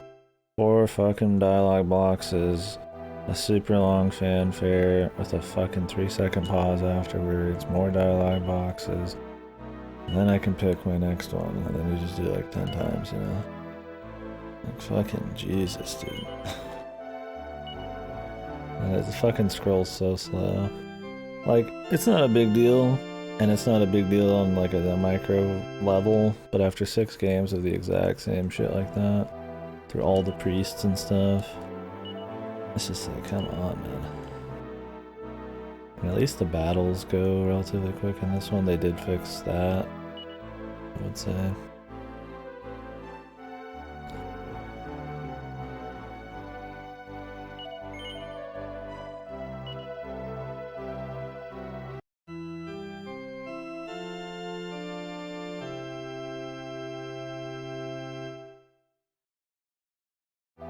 Oh, yeah.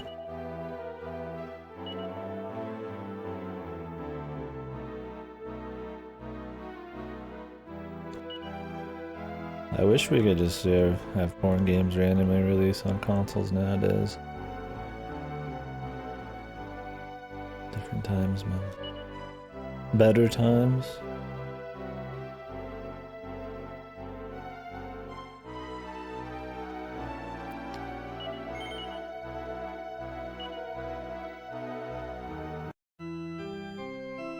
I don't know what the best classes for Kingsley are. I don't even know what I want to pick for him.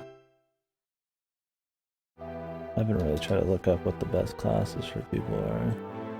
I'm just kind of curious what kind of like archetype even is.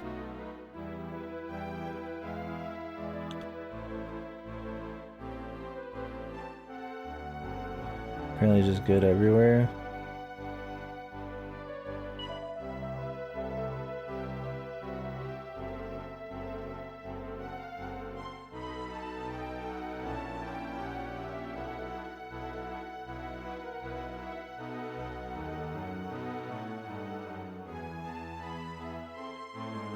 Paladin maybe? Huh.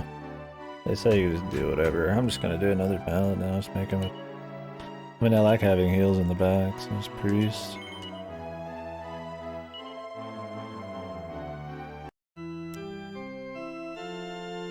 Nobody ever looked at. This game's awesome. Parasol Star. Reminds me of a game I played in that tourist game. No, not with the Parasol though. Play as Bubby. Bubby boy. That's pretty interesting. What did we play recently that had it was more of a platformer. It was fucking Nightmare. It was like Clown Kid Nightmare Land. It kind of had like an interesting, not parasol gimmick, but it was like a ball thing going on. I don't even remember exactly.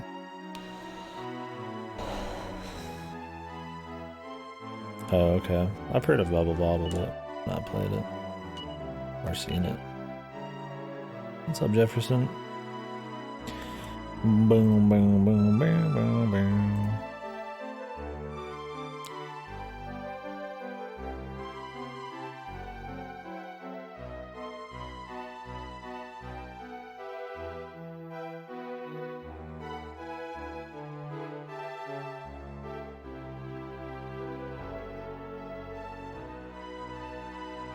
How old am I? When she asked me that last time? I'm 27, bruh. Bruh.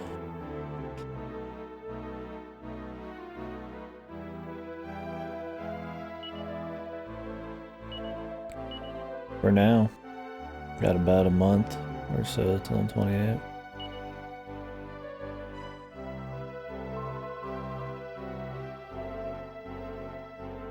Alright, I think I got everybody finally adjusted and back to normal.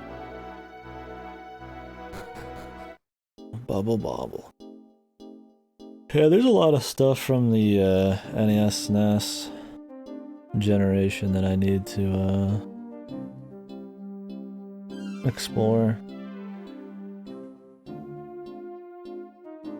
I mean, I've explored it a lot already, but there's a lot of like not giga popular shit I need to hit up. Just that generation, not just those consoles, but the other consoles that came out around then, and then whatever the fuck's worth playing before NES and shit. I think it's very rare I've gone anywhere before the NES. I mean, maybe time-wise, like maybe there's some weird PC shit, I don't know. PC.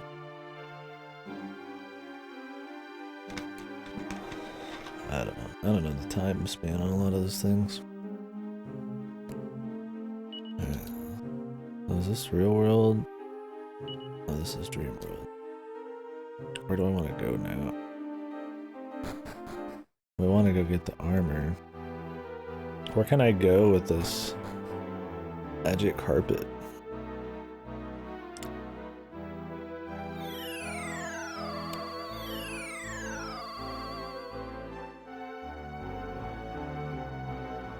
I want to say... I don't know what I'll say. We'll see where it'll let us go. I don't know what it can do. I mean, it's just flying in like every zone. But it's not flying, it's that ghetto flying. Need to like move some of this garbage out of here, dude.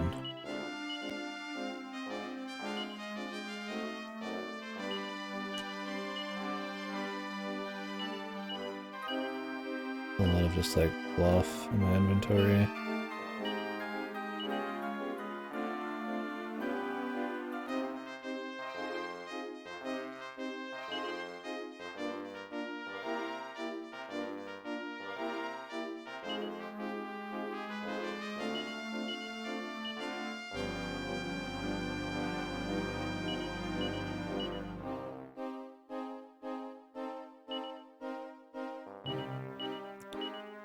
I mean, I guess Poison Needle wouldn't be bad to have for metal slimes, but this game has been super light on metal slimes in general. Like, I've not found, like, almost any.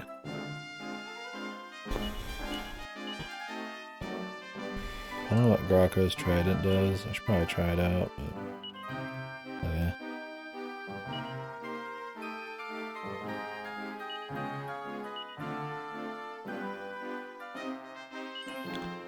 You could, yeah. As long as it was like easy to set up. What would it be? I mean, I've watched some Star Trek, but it's only probably a few hours, and that wouldn't count the new movies. And I've seen those. Those are totally different.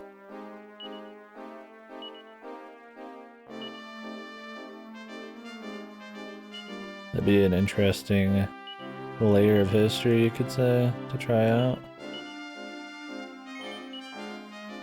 Just kind of like licensed FMV games and shit.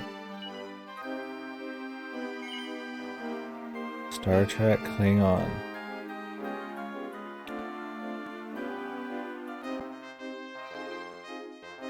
Okay, looking that up. Probably need to put in game. Okay, there we go. Game. Interactive movie video game set in the Star Trek universe. Would it be more interesting if I didn't know like anything?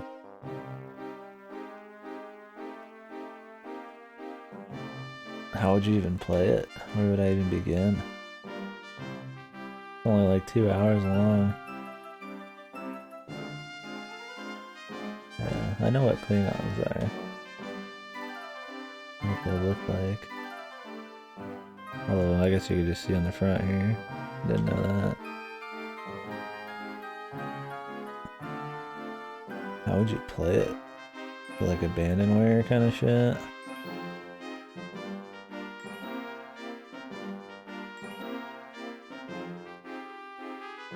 It'd be pretty interesting, especially if it was short. Especially if it's somebody who doesn't know that much about Star Trek lore. Is it like good, or is it just like fucked FMV funny? I mean, I'm sure I'd enjoy it more if I'd watch all Star Trek, but... And while I should watch a lot of Star Trek, just for the history of it, that's a lot. That's a lot of something. Probably. Yeah, I mean, if I could just do it easily, I could just do that at any time, really. It wouldn't even be that hard to pick up. Oh, where do I want to stay?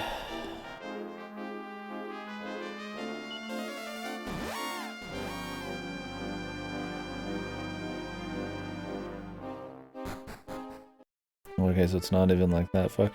When did that come out? Was it during like Next Generation, or was it like somehow earlier than that? It would have to be, right? Enjoy his overacting? 96? Okay. This was around when like N64 came out. And N64 come out around then. Give a year or two. Or take a year or two off of that.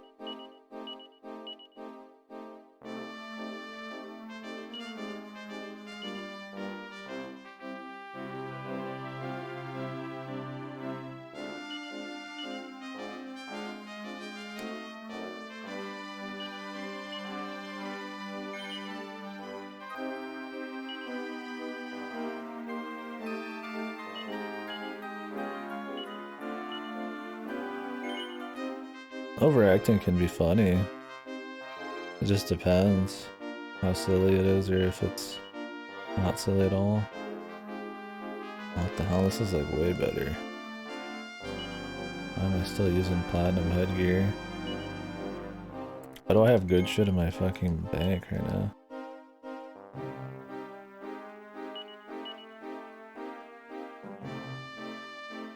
Yeah, I was pretty sure when I was like 3 I played Mario 64 for the first time or some shit, like 3 or 4. That's a long time ago, so I don't really remember that very well. So like I'm born in 92, so that adds up, I think.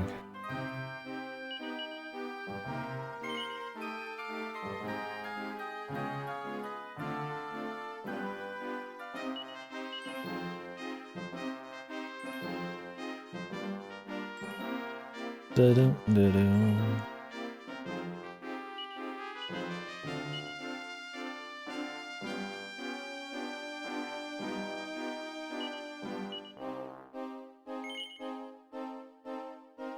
Platinum shit ain't even that good, man.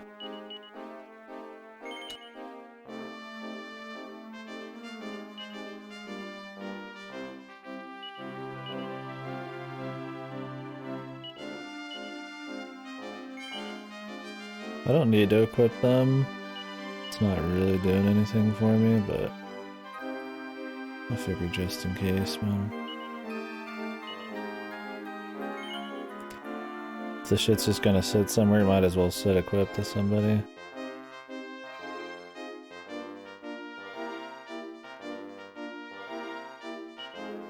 Alright, what does this do?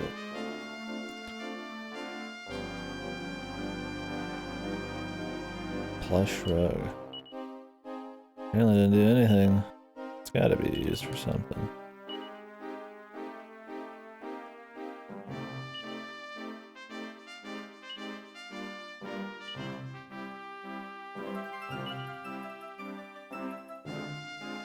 Doesn't want to fly. Maybe the madam can fix it for us.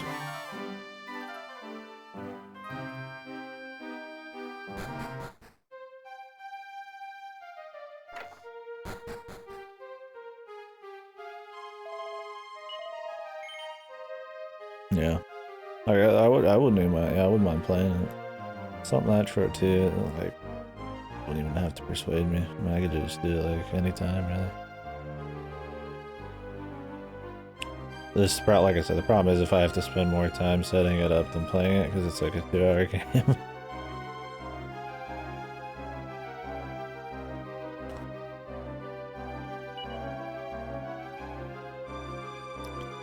Ashland.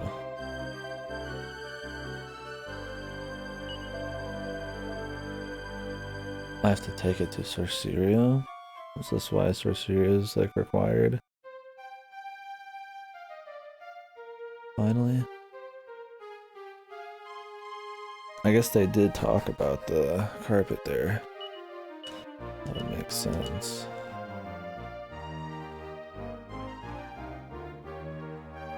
Sorceria's in the dream world.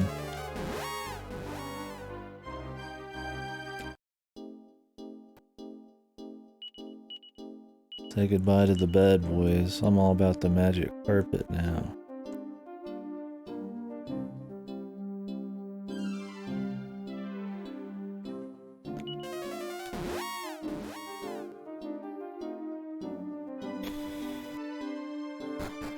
Why would you not go for the Sage's Stone though, dude? The Sage's Stone is like so good.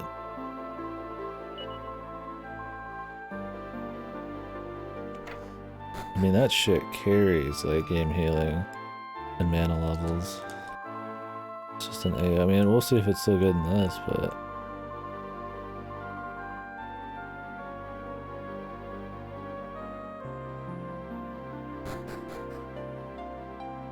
I don't remember who.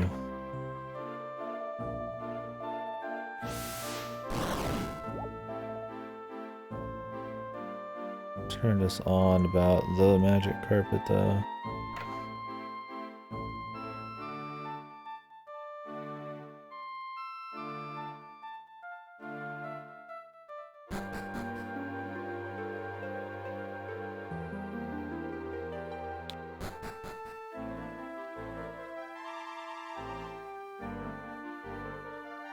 Ugh.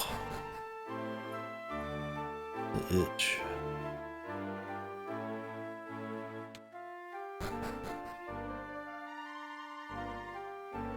I don't see why it'd be up here, but maybe. If I don't have to have Ashlyn out.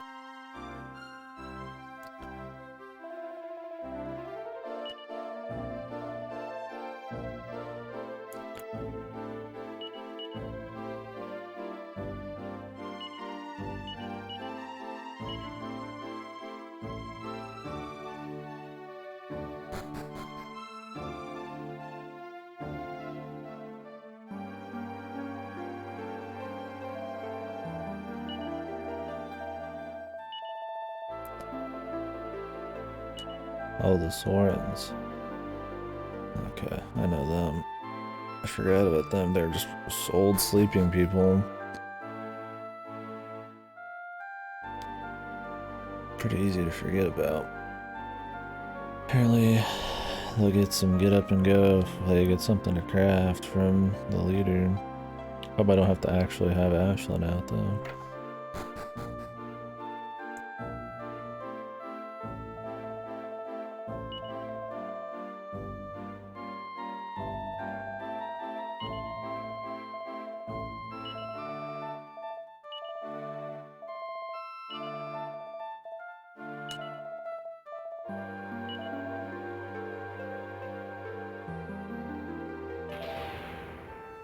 Ever Kazam. Ew. Right as rain now. Right as rain.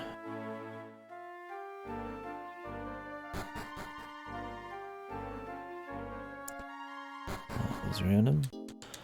Pretty easy to forget that little thing. Thank God I actually got some specific instructions from the madame.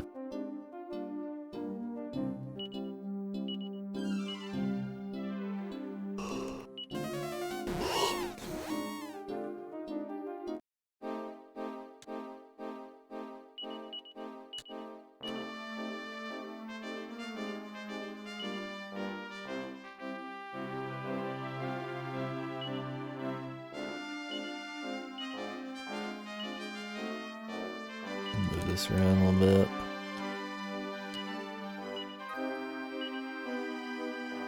Okay.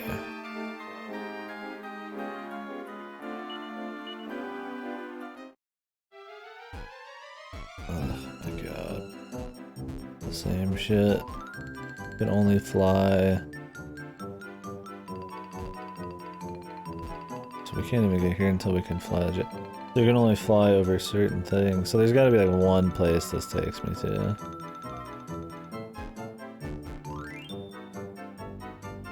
I don't fucking know what it is. This fucking music, dude.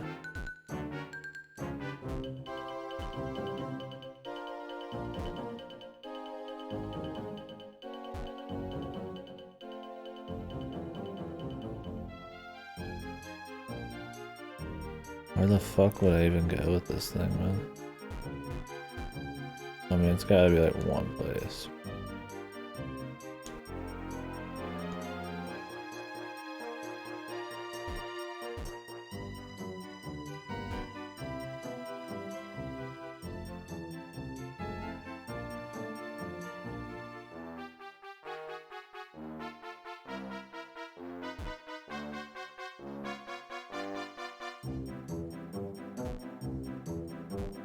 Why does he like look like he's clipping through it when you're doing backwards and forwards sometimes? It's weird.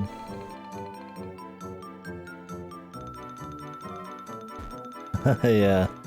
And I already have this in the other world, the flying bed. We've had it for like half the game. Yeah. Well, all it does is fly over shoals and ground, but it doesn't fly over woods or mountains. So we have to get legitimate flying at some point. So this is like in 5. 5 had the flying carpet too, and it was used for like 1 or 2 things. And then you got the castle, and it was used for 1 thing, and then you got the dragon, and it was used for 1 thing, and you pretty much got them in that order. This game's been a little better about it. Yeah, okay. DS. That's probably why, I imagine. Although I haven't seen any visual bugs in this yet, so could be just normal. But this game so far, it'll be linear, and there's like a shitload of different methods of transportation that take you to different stuff, but usually used for a few more things. Like going underwater had a lot of uses. The boat in each zone had a lot of uses, but they just limit to where you can take the boat. The bed had uses. The flying carpet, though, we'll see. I can't think of any place that the flying carpet would be useful right now. I'm sure there's one. Oh yeah, I know one. I know two, actually. It's those like weird areas that have fucking might be in the other zone though. There's like a couple weird areas in the entire world that have water in front of the town and you can't get over the water. And then they're surrounded by shit on all other sides. So it's purely for like levitation. I don't know, it might be on the other world. There is one on this world though, I just need to remember where it is. Maybe I'll check the one in the other world first. The one in this world's on the bottom left. But it's, I think, a little more serious. I imagine.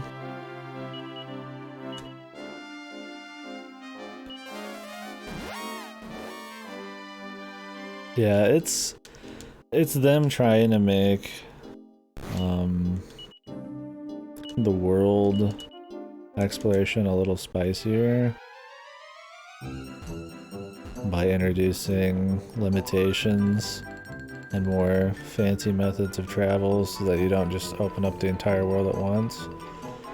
I think that's okay if you have like a good vision for like how much linearity you want and what kind of fancy places you'll go to, that if you didn't save them for later it'd be kind of lame. Like, I'd say this world visually I think works with all of its like weird exploration limitations. Like, it doesn't look bad. Some of the games, like, the limitations are funny. Like in 5 it's like, you know, just like a wall of trees randomly, because you know it's exactly what you're waiting to get through it. And, I mean, this one and 5, everything's like a giant circle. That way they could trap you inside of areas and you can't get out because of these shoals.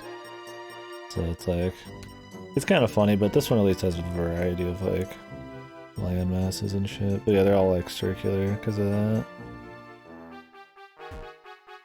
I guess they don't have to be circular, but I think it works better to like connect things with shoals that aren't these giant like ranges.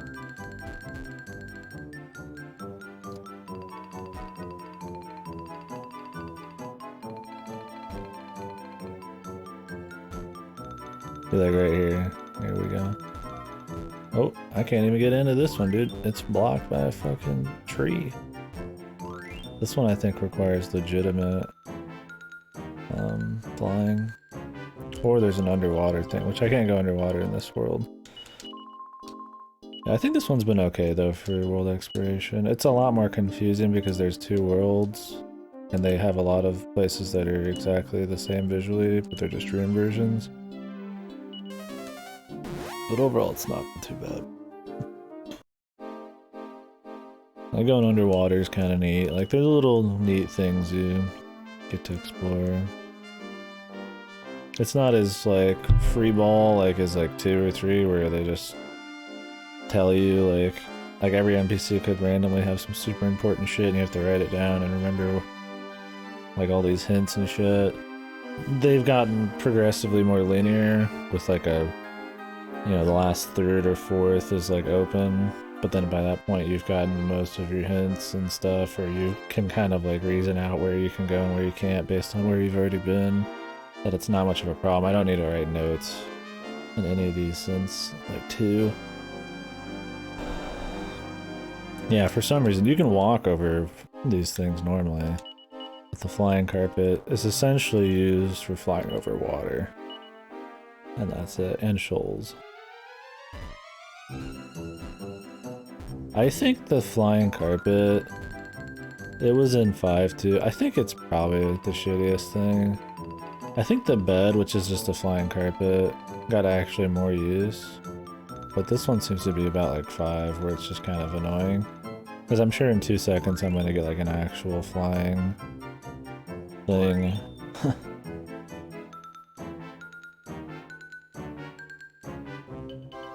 Oh, could we? I don't remember. You can't turn this on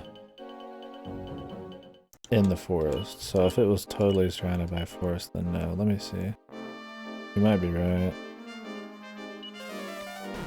Sometimes it's weird remembering the fucking fine details. Like, oh yeah, I can't get past this, but I could get on foot and walk. And like, you're probably right. I'll just take the bed. Fuck it. Like how it's the same thing. Like, what are they gonna do, I guess? They wanted to introduce one earlier, but also give you one later.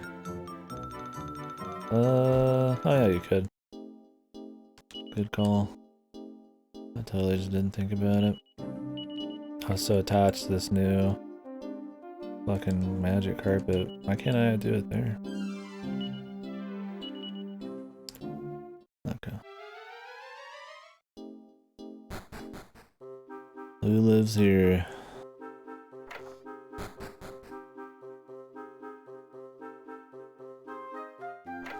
Lady.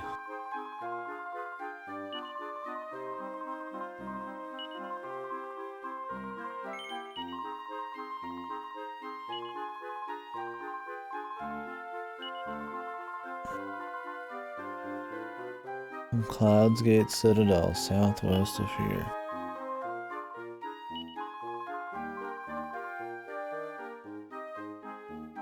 Clouds Gate Citadel.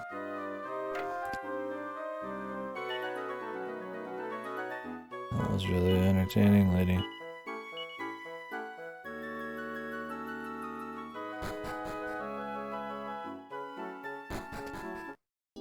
Now the other place, I assume, has a little bit more going on in it. Oh my god, dude. And the carpet. Any of the on-use travel systems is like usually a pain in the ass. You remember if in 2 you had to like legitimately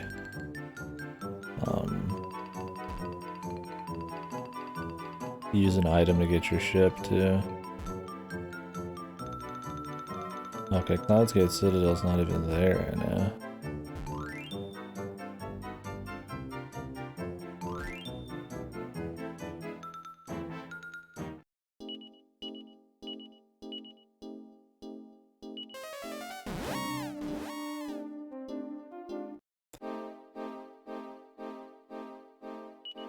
Okay, so let's go hit up my other area.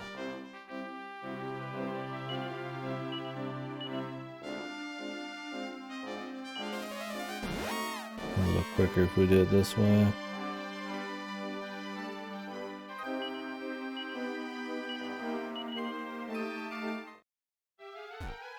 You can't even go downstairs, dude.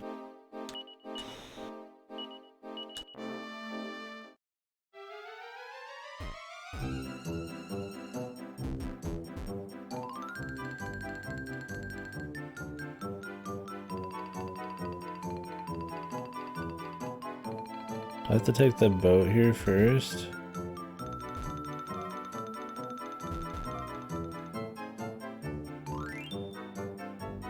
I think the thing that gets me the most about the carpet and the bed is the fucking like overly like almost like a fucking clown music chipperness of it.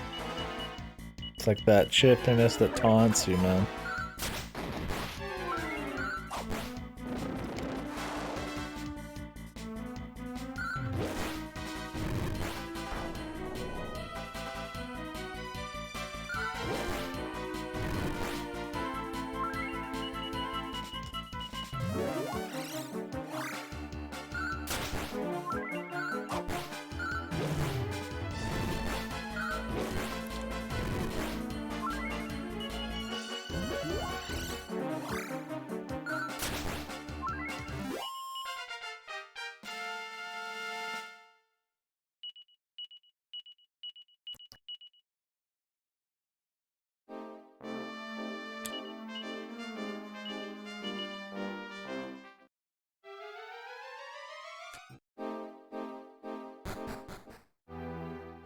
So there's a rumor that this kingdom, like some dude, NPC said it, that this kingdom had the legendary armor.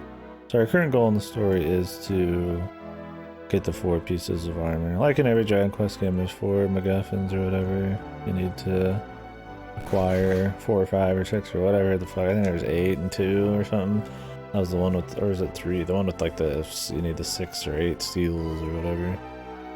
But at least it's equipment in this, right? So you actually get some stuff for it. And then you can go to the castle in the sky. 4, 5, and 6 are all a trilogy. They're just in the same world. They have some similar items and stuff, like the Zenithians, the Zenithian armor, the floating castle, underworld, all that shit. Although this one so far is the most removed from that. It's not even called Zenithian, but it's got the floating sky thing. At least that's what some NPCs have said. Obviously we haven't seen it. This might be like a far in the future thing. Don't know if it's gonna be a prequel like 3 was.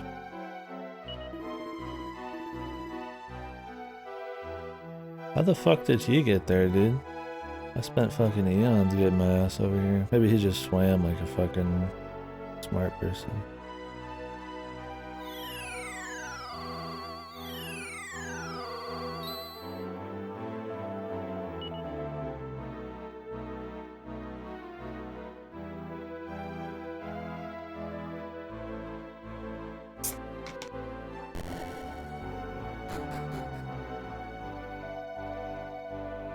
What difference does it mean?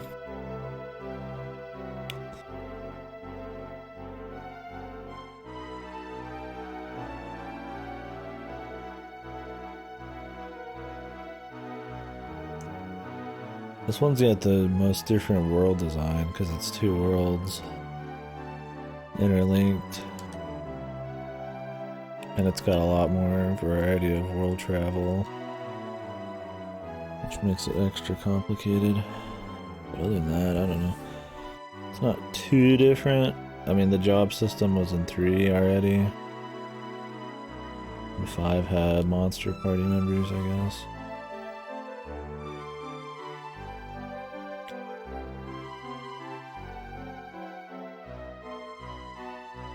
Oh, okay, I see what you're saying.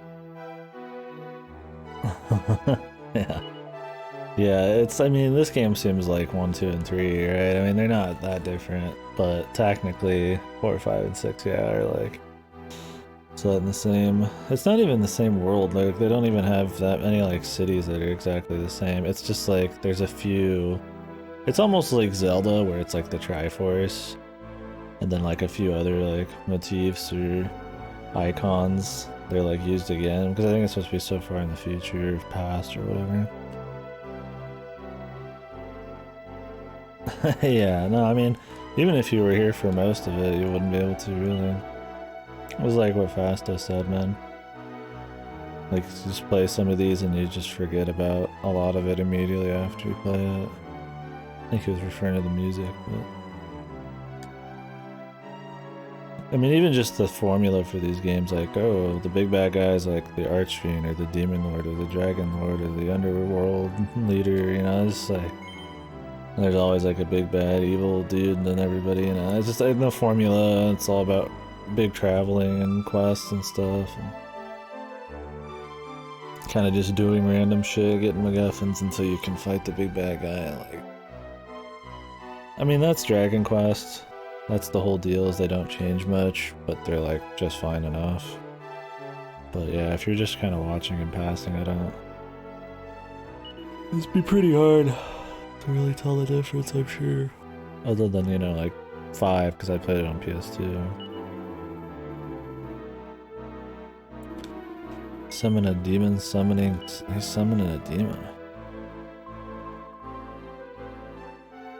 Is this like in the past? There's been timey-wimey shit that's happened, that's weird. It's supposed to be there's a real world and then a dream world that people create through their dreams.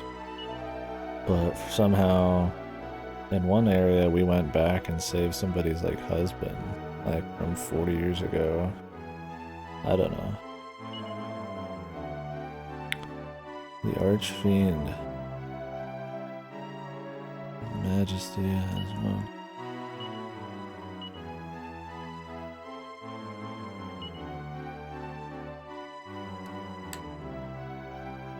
He's in it purely for the science, right? He doesn't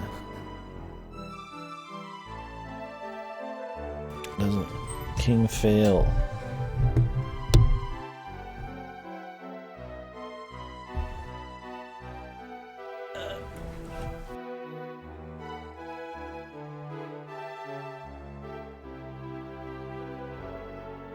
I'm gonna go get a drink. I'll be right back. I'm kind of feeling a piss and a drink.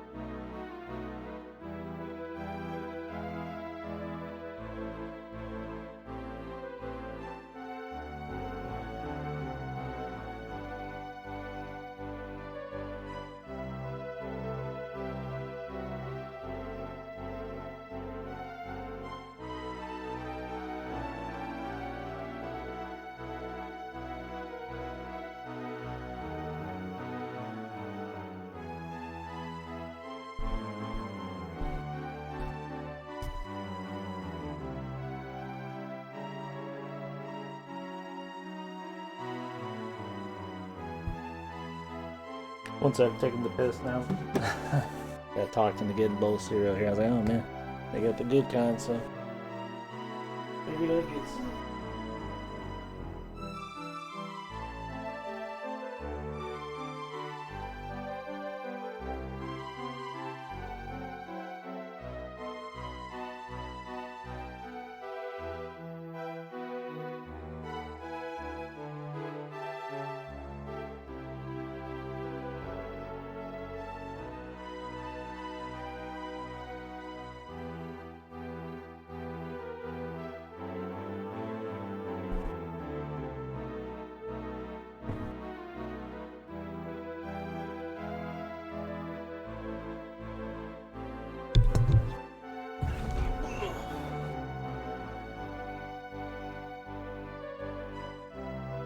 Alright. Got a little cereal. Grape nuts.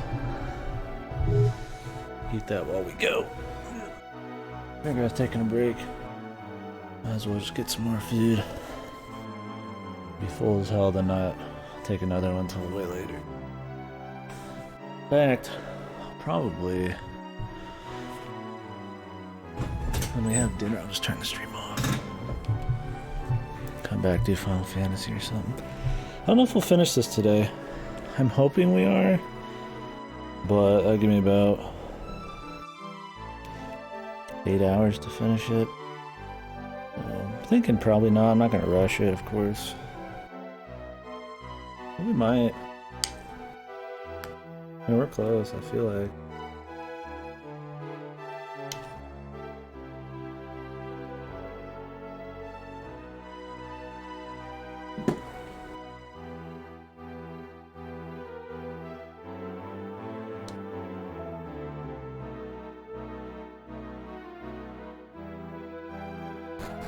I should take like a day or two and just not play anything. Maybe the VN will be good. I feel like my wrists have been like a little raw. Like not hurting, but it was like during banjo, like there's the occasional twinge. And sometimes they feel not stiff, but like just off. Or like tickly or something. I feel like I've just probably been playing a lot. Or maybe I kind of nasty on my wrist at some point, or like I said, stretching them or something.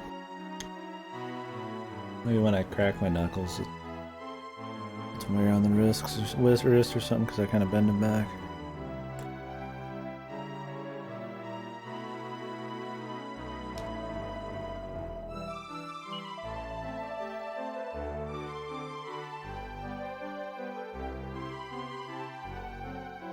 Well, here's the stuff, man.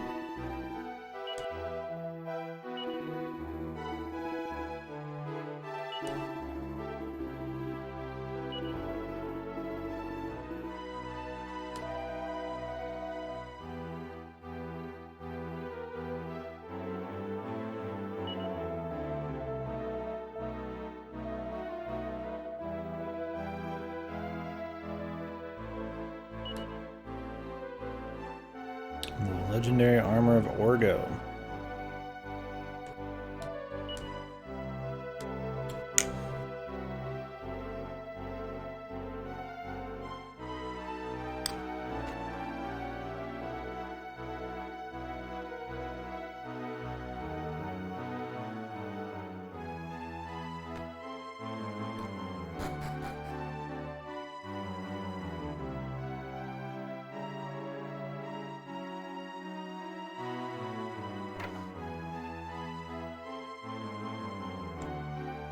What do you mean, just like the generic slime idea?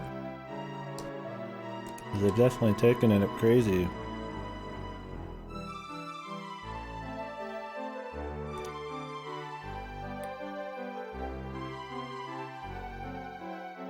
Yeah. I don't know. Where did the slime thing? Yeah, I'll say most slimes are... When I think of slimes in like generic, like Western fantasy, it's usually like some kind of slime that like has like weapons inside of them or like bodies or some weird shit.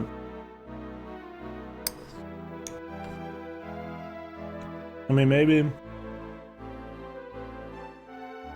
because Dragon Quest is always supposed to have more of a comic-y, kind of bubbly art style to it, like a lighthearted art style. They just took maybe things like that were big or were in like Western fantasy, and then just kind of turned them into something different.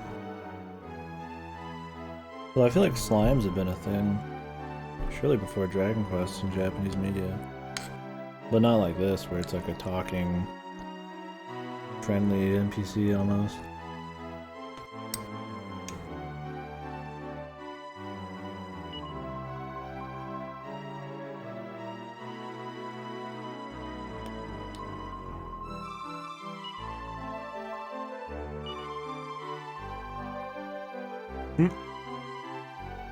Trust your father.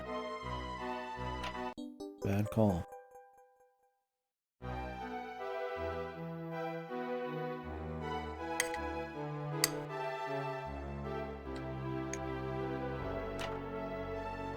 The thing is, though,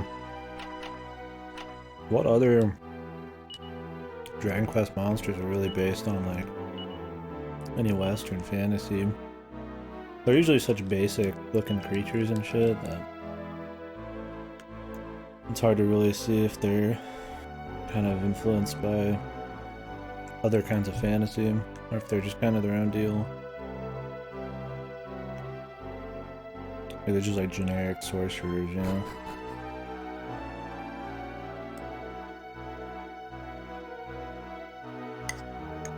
Or like a bull, or you know, shit like that.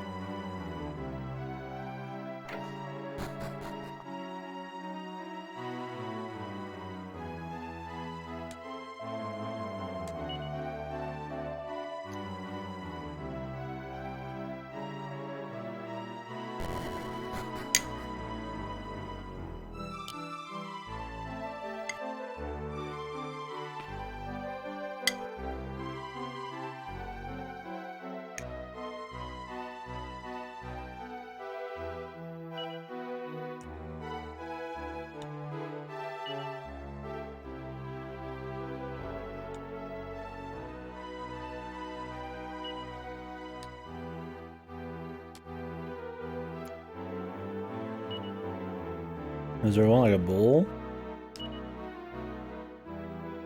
There's like, I don't remember his name. There's like a bull, kind of like, there's a lot of bull looking big demons that just stand on 2 feet with like hooves and like horns and shit. And they're like way too, you know, kind of like cow-esque demons.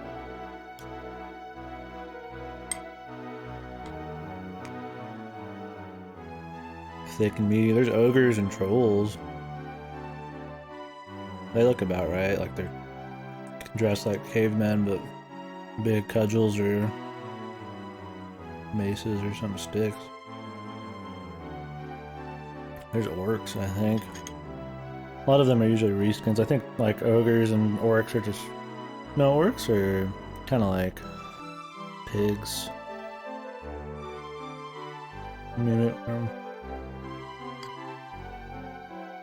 So there is a lot of other Western fantasy shit that's just kind of like retuned to be more bubbly and shit.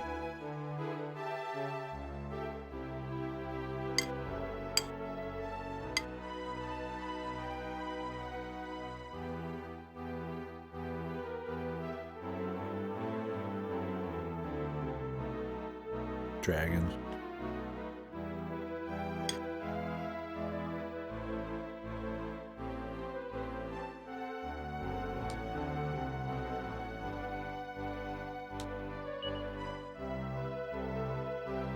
Just like demons and shit. I think it's just that. Yeah. Just the art style and the tone just makes it different. Well, it's funny because Dragon Quest does have a lot of like death and serious shit.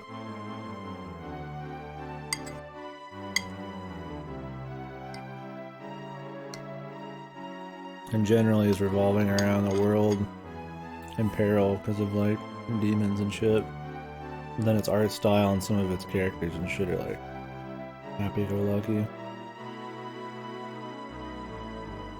Clearly Toriyama though, yeah. Dude loves his horns. I'm trying to think of a single DBZ villain who didn't have horns. I guess Boo didn't.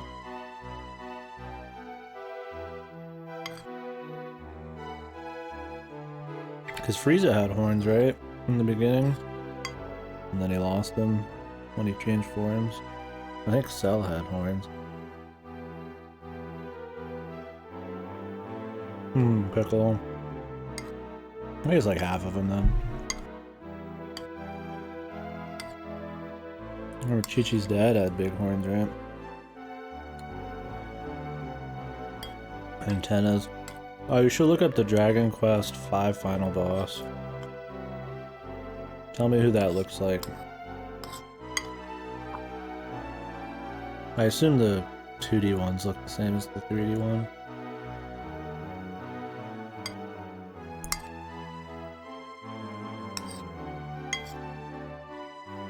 Like, usually the character design is just art style. Okay. Oh wait, I was thinking of the one before that. The one that looks like Piccolo. It's just straight up Piccolo. I'm like, character design I get, but like the very unique Namekian skin and shit, I'm like, okay, dude. Now we're getting to be like Takeuchi, man.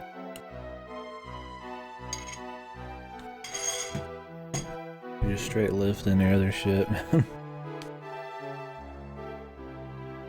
Like his humans look different, but they have like some of the same faces, and but you could say it's like just design. But yeah, that dude looked so much like Piccolo. It was just kind of like, okay, just straight up Namekian.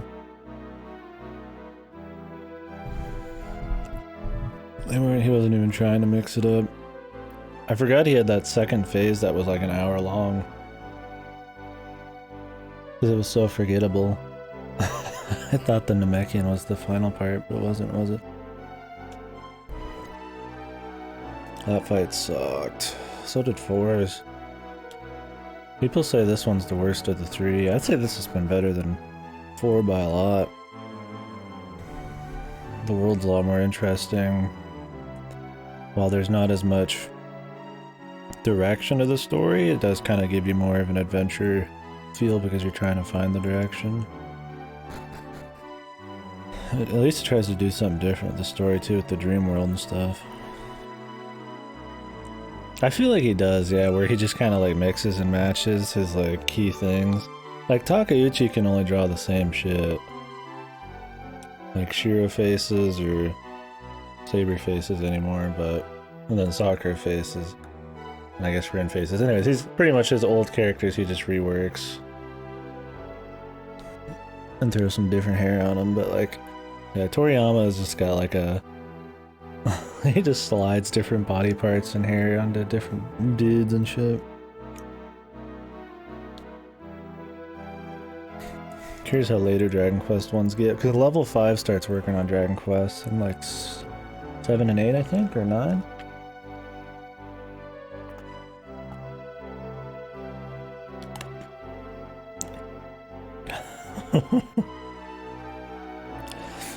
Everybody's always super muscly defined.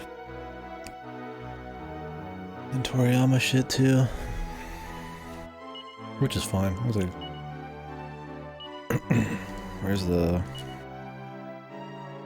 Like, this looks like a blue Trunks. This looks like fucking Nappa with hair. Like a mohawk. This chick looks the most different, probably because Toriyama's characters usually are a little bit more smiley. She's kind of like downcast and has like shit on her forehead. Blonde Trunks, the main character.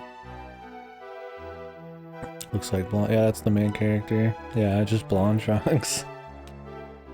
I guess he looks more Trunks than this guy. Somebody said Gohan. This guy's kind of got like a mix of like, you get like a Gohan hair, but then like a Trunks face going on. Yeah, that's the main character of 11.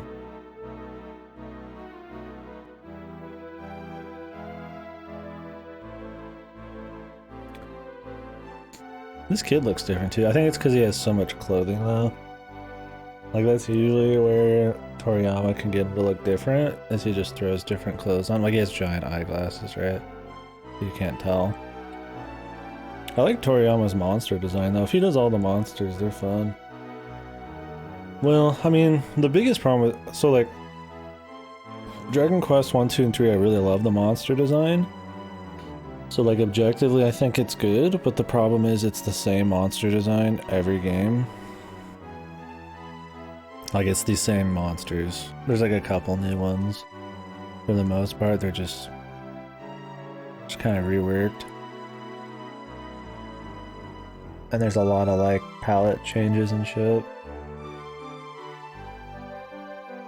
Like sprite swaps and stuff. Different colors.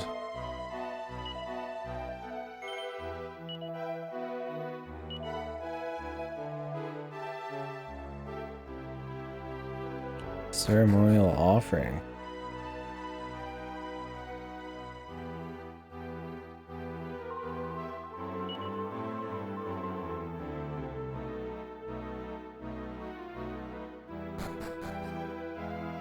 Are we gonna sacrifice somebody?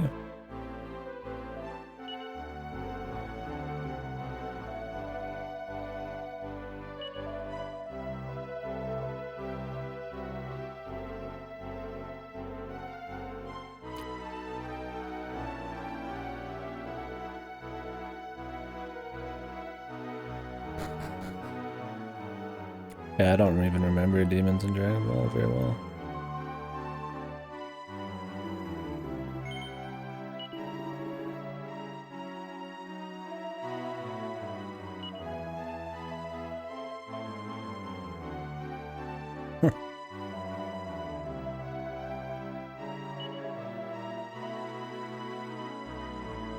Sure will backfire. Castle Grayskull? Are you kidding me? Was Castle Grayskull, was that was Grayskull He-Man? Where is Castle Grayskull normally? That's not a unique name, that's for sure. It's Grayskull, I think. In the reference I'm thinking of. Yeah, that's for sure. Yeah, I think it's He-Man.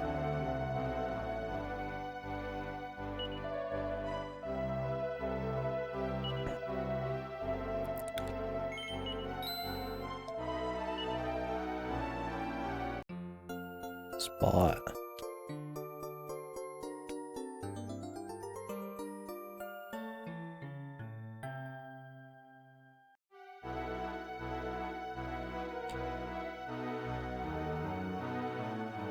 I can't think of many I'm like mascots or like a slime that have picked up as much.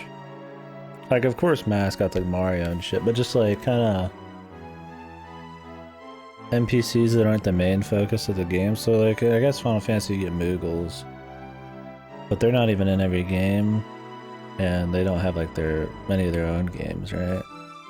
I guess Jack Frost is up there with the slime. Not as big, but he's got his own games. And he's everywhere, and they've got merchandise and shit. I'm trying to think of some stuff like slime. I mean, fucking hell, this game, the only party members you get that aren't humans are just a collection of slimes. Like, they just go apeshit with it.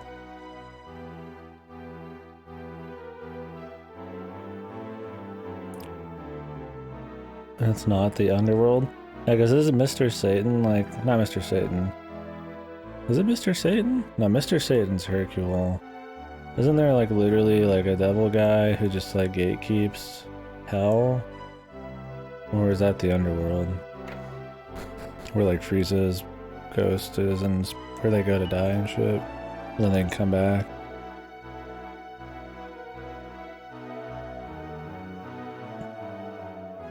Yeah, I don't remember.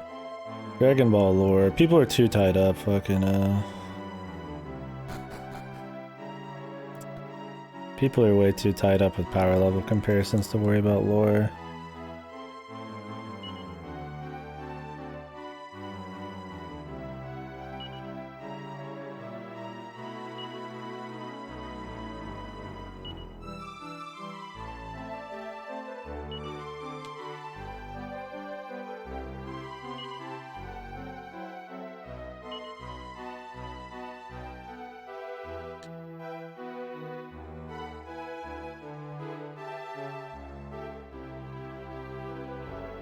Really? Yeah, I'm thinking of like the giant guy who sits behind the desk. I don't remember Dragon Ball that much. That one's got actual more lore in it because it's more Junian and stuff. I mainly just remember a lot of Z shit. Really, I should watch the original Dragon Ball. I would. Again. I mean, I saw it like way back in the day. I just don't remember that much of it. But yeah.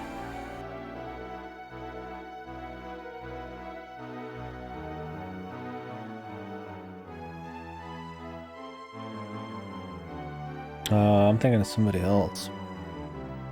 Jeez, I don't even remember that guy.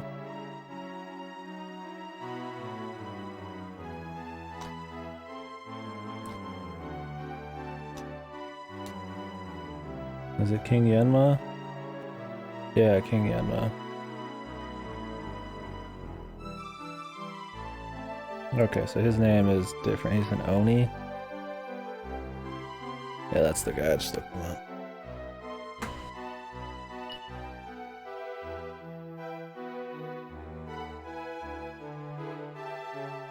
This guy must be really full of himself. He just writes his own quotes and puts them in his king. This is what like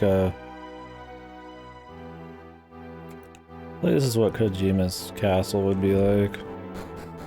He would just go against nature and try to summon demons to fight other demons and shit, and then it would just explode. And it's just filled with quotes by him on all the walls. This is the true hell.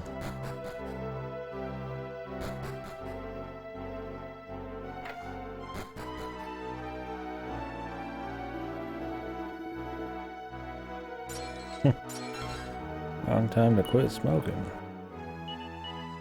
Wrong time to give up sniffing glue.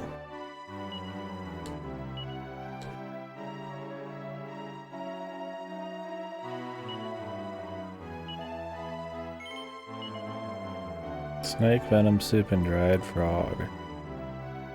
Nice offering. So we know this place is gonna get fucked. And we're just gonna summon them anyways?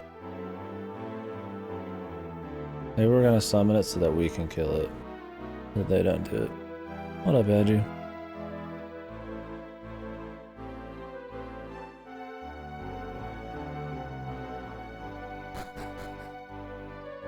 You gotta head in? You're heading out? There's your brother if that's what you mean.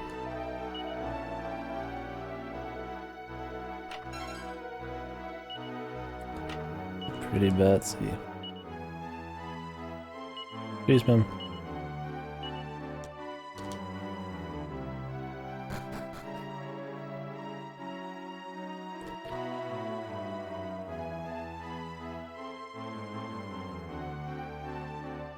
Do do do do do do do.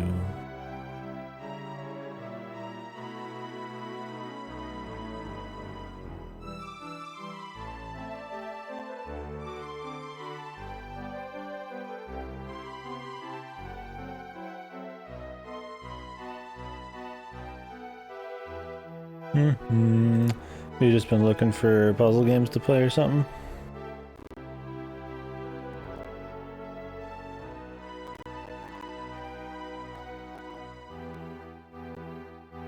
Like first-person puzzle games?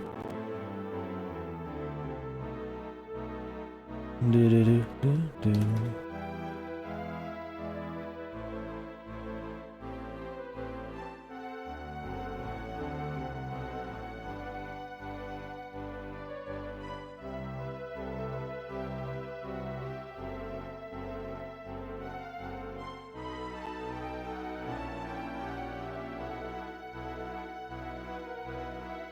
Cube's not worth playing.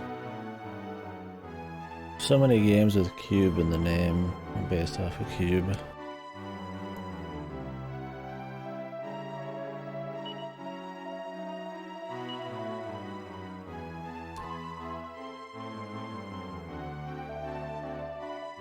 Well, let me know if it's good. Is there like story in those, or is it just raw puzzles?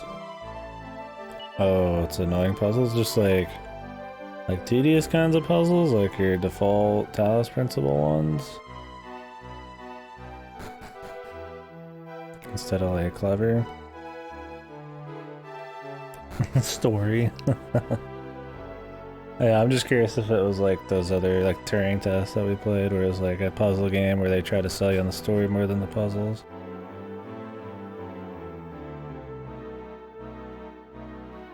Huh.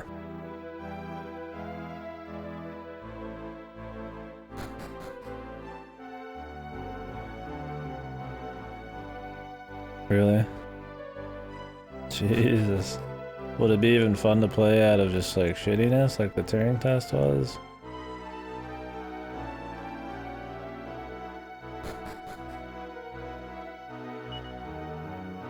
Should probably go store my money. 2 hours, wow.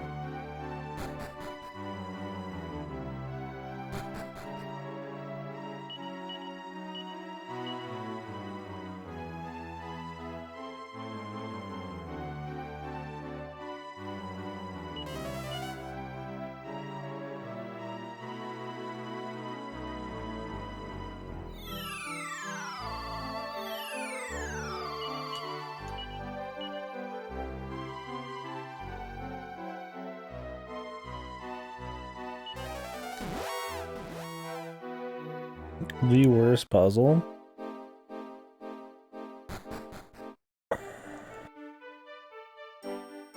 How is it the worst puzzle?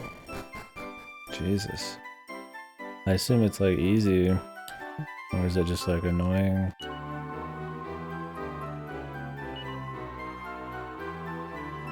Gotta add money in here.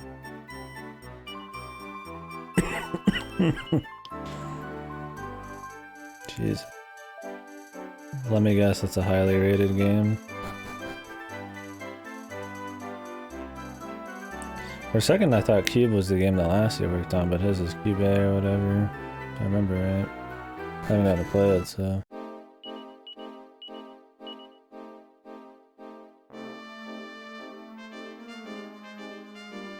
Maybe it's just Cube, spelled weird.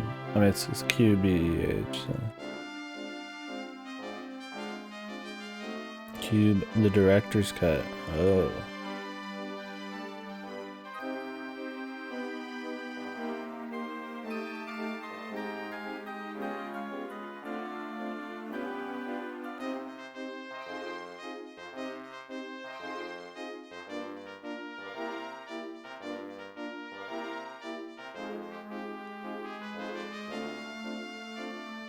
I don't think I could just warp to this place, sadly.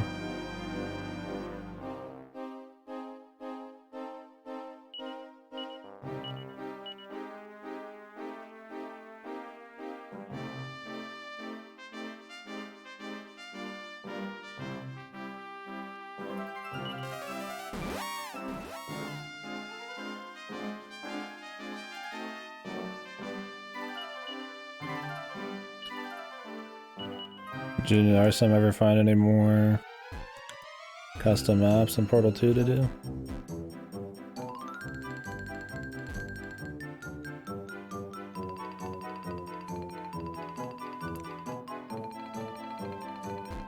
On Azure, can we expect a song like this to be in the secret project then? Please say yes.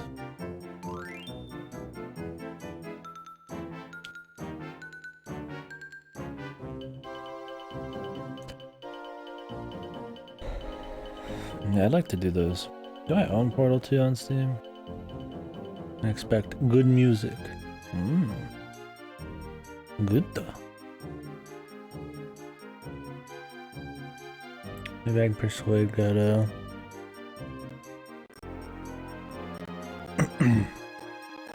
He's got like a week off coming up. He's gonna stream during, but he might already have plans.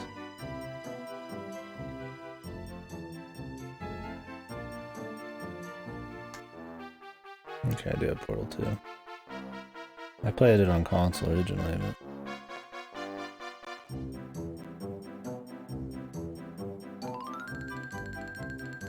Is he? I'm gonna have to watch that.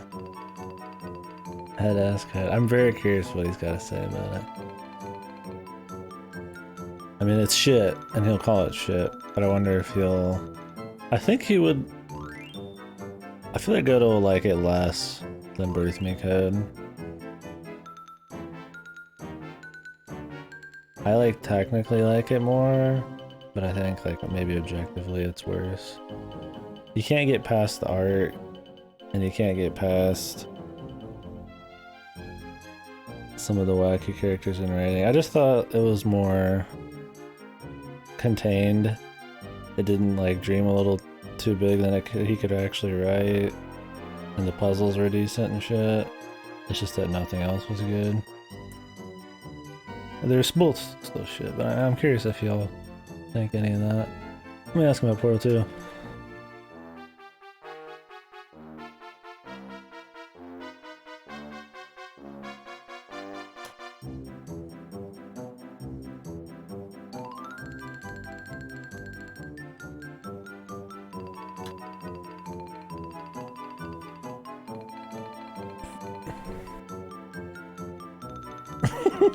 These exploration rooms. I can't think of a room. That's what pissed me off about Birth Me Cut, is it's like, it's so up its own ass, man. It tries to be like philosophical and like all pseudoscience-y, and it just sounds like some fucking 5-year-old shit. The game tries to just up the scale and up the twist, but there's just never any meat, and so it just pisses me off more than Head Has Code. Because it's just so disingenuous. Like, compared to... At least Head Has Code was just an amateur product that was like, okay, right? It was like a first VN. I could see some cool stuff there. The twist was like, alright, you know, I didn't mind the human factor to it by the end. But like the rest, dude, it's just... Like, Birth Me Code is just so fucked. And then, like, yeah, and then to imagine getting rid of the puzzles. And then Birth Me Code... Imagine thinking that those exploration rooms are exploration rooms, dude. They're like the most linear exploration gameplay I've ever experienced, man. You literally just click everything and then keep clicking everything. And where he could put key items that you have to like interact with the world in, like an adventure game, it just auto does it. It's just like, there is no adventure. You don't even have to pay attention. And then there's just the shitty fucking word puzzles at the end. And you're like, ugh. Oh.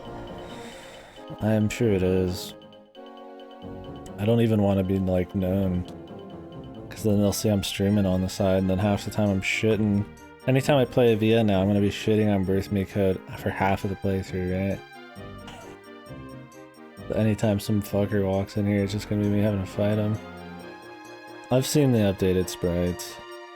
They just look like Birth Me Code sprites, which means they look kind of like shit. Or if, well, this was when I played Head Has Code, unless he's updated them again.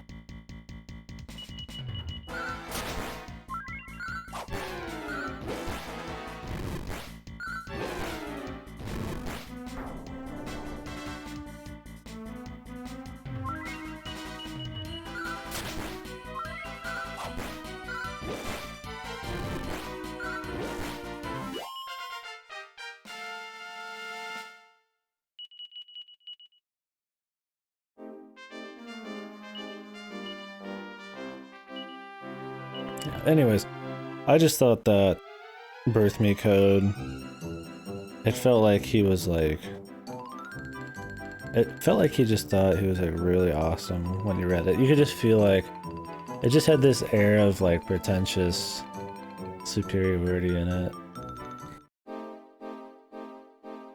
Like how he just lifted shit from like other VNs and thought it was just like that good that he could just put his like weak twists on it and it would just be that solid, and just throws all this meta shit in, and like it's just like it was just that good. In the exploration rooms, they're just so poorly done. Like, I don't know, maybe, I don't know why I get that idea from it. Maybe it's because all the jokes and shit in it, the like really shitty humor for somebody who thinks they're really funny, and maybe that just like ekes into the rest of the games qualities to me. I don't know, just compared to Head Has Code, like Head Has Code isn't good, but it feels a lot more honest, and I can respect that. Honestly, if it wasn't as visually bad, it would just be like like just a bad VN. It wouldn't be like atrocious.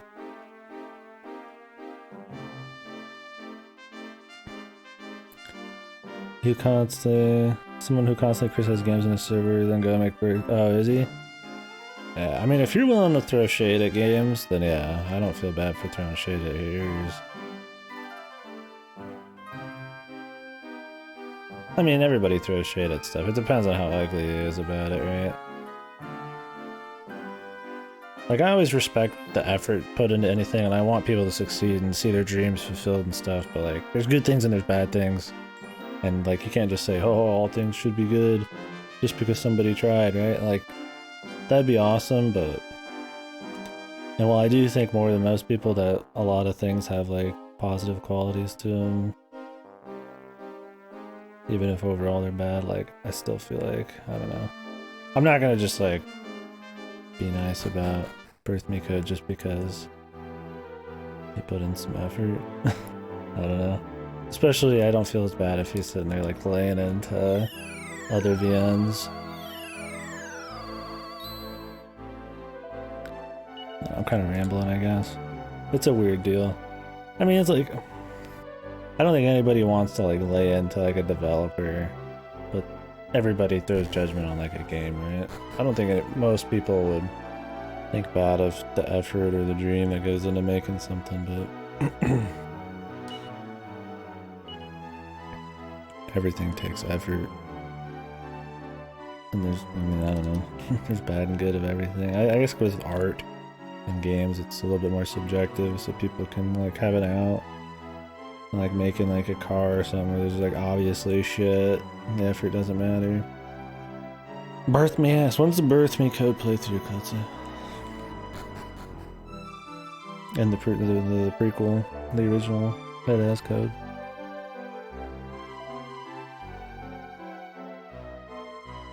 Forget that other VN we were talking about that you're doing next. You're reading Birth Me Code next. And you're streaming it.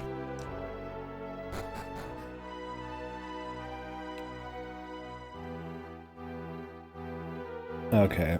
So is he one of those guys who just can't take any criticism? I mean, I agree that like follow your dreams and all that shit and do what you want to do. Don't probably get too obsessed with criticism, but like don't just be ignorant, man. What does he say here then? Like, yeah, it's supposed to be bad. Like, dude, supposed to be bad is like cheesy shit like Commando, you know, like where it's just like purpose, like one-liners and shit, and it's just like funny, right? Like, what do you have to gain by making something purposely bad as one of your first project, right? Like, yeah, Klitsu, you're probably right. Okay, Andrew, let me read this then. I can't tell the reviewer. I obviously can't tell the reviewers. They only have. Wait. Don't think that while I obviously can't tell the reviewers they only have 4.4 hours on the clock, I just can't agree with the fact that you don't personally solve the escape rooms and just watch creators do as a negative part. What?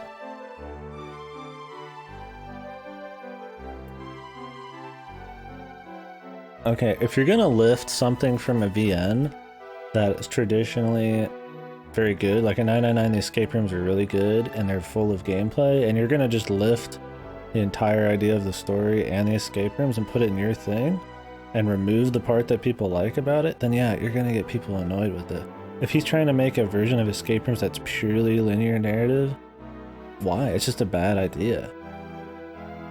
Like, it'd be cool to watch somebody escape from a room if it was like really well thought out. I was watching like a fucking episode like Death Note or Kaiji or some weird shit where they're like going super into the thought process of it, but it's so just surface level and it's mostly just quips and jokes that like, what's great about it?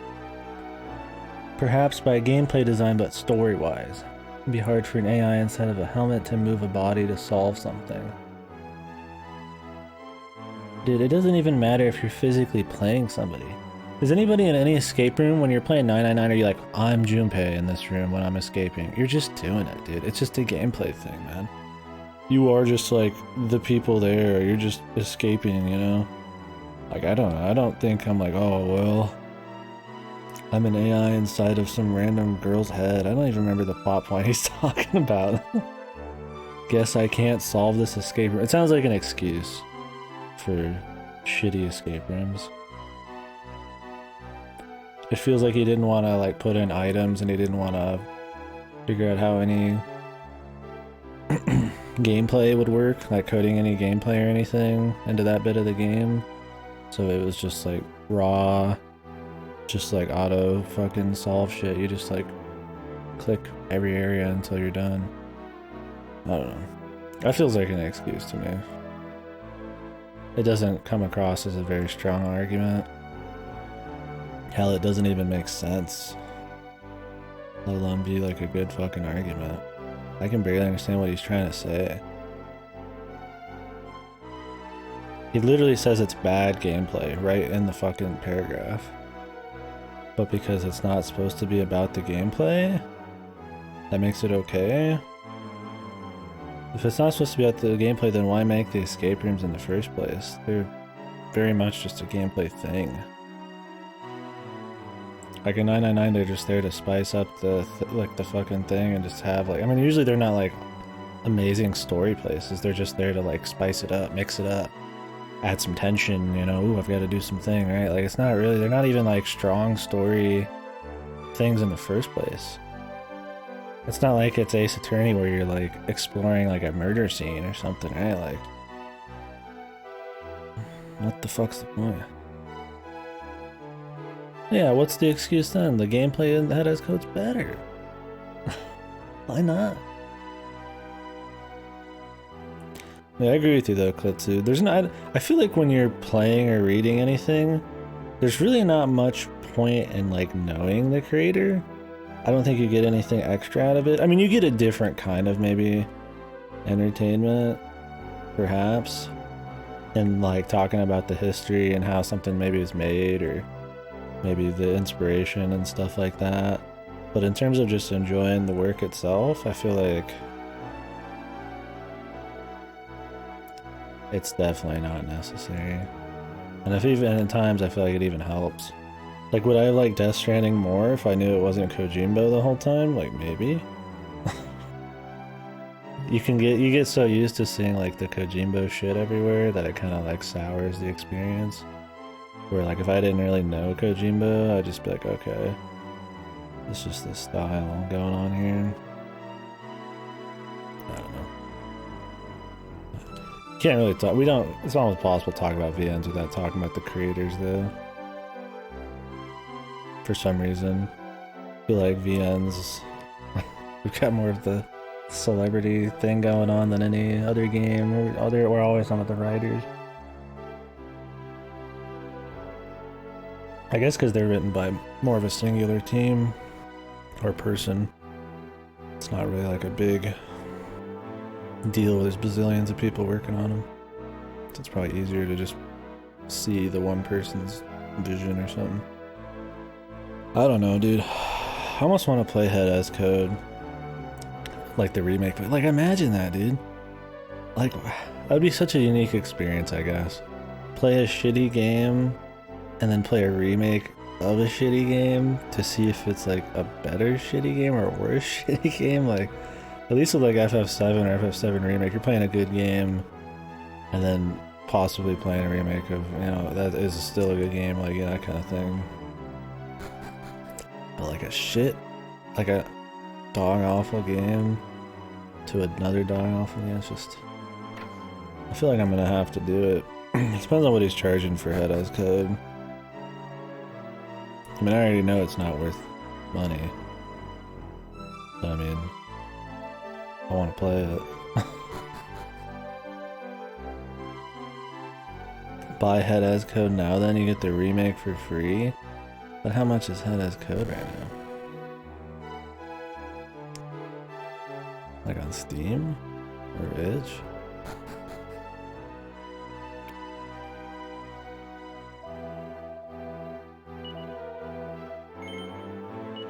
I don't even know.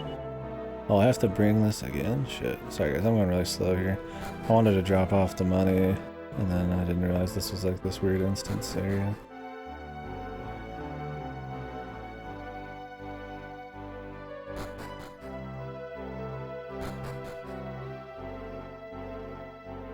But anyways, yeah, I don't know. I just don't know if I want to drop big bucks for a remake of a game that's bad. It would have to be like $5.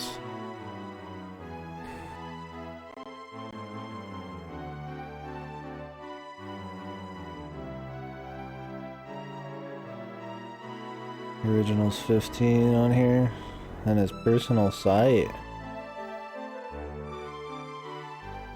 Oh, this is the itch version, that's right.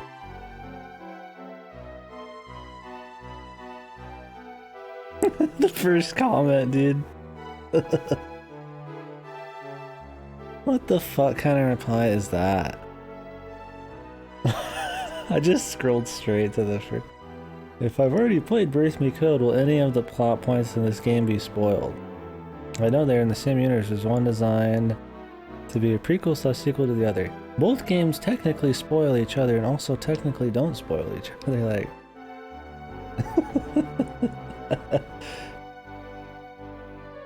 Different things will be suspicious, different characters may be interest on twists from BMC more...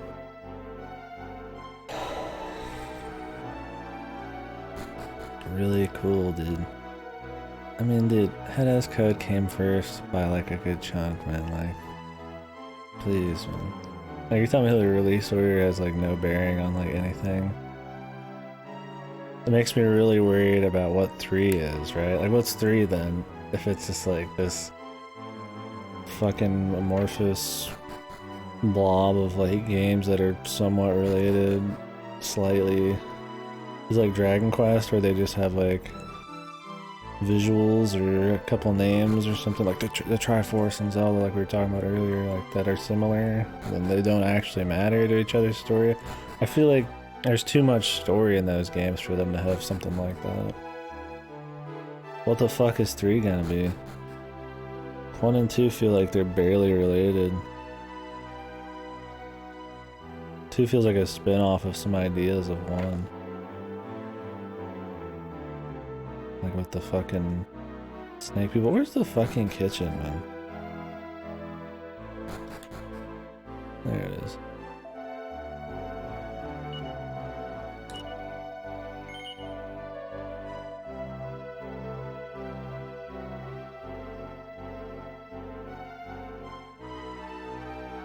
What does this mean?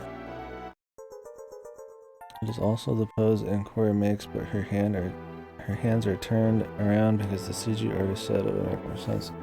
I was okay with it, I suppose. What pose?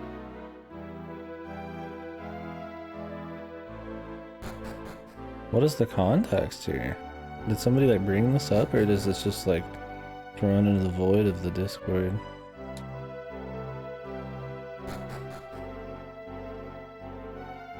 Like what?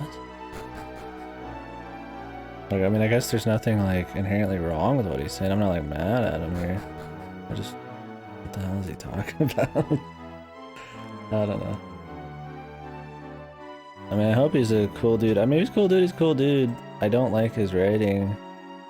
And it seems like he kind of makes a lot of excuses for it, which I feel like means it's not going to get better. And he also, like, rips off ideas, like, way too hard. I don't think it's an idea that's wrong to rip off. Like, Death Game shit's fun, but Birth Me Code's pretty fucking close to the sun when it comes to ripping off, like, 999. More like BLR. So, like, I don't really respect that, because it feels like a lot more than just, like, inspiration. But, I mean, I don't know, maybe he's a cool dude. Of course, that's, you know, and I hope that his shit works out, if he is a cool dude. I hope the next one's great. I'd rather have more good VNs. It's good people are making VNs, but yeah, I don't like it. And yeah, I don't know. That one you linked earlier just seemed like an excuse, man. It wasn't like that was a real reason. It just felt like it made it up on the fly to excuse the shitty gameplay. Like, he knew it was bad. He says it's bad, but then he tries to say it's not bad. because of his goal.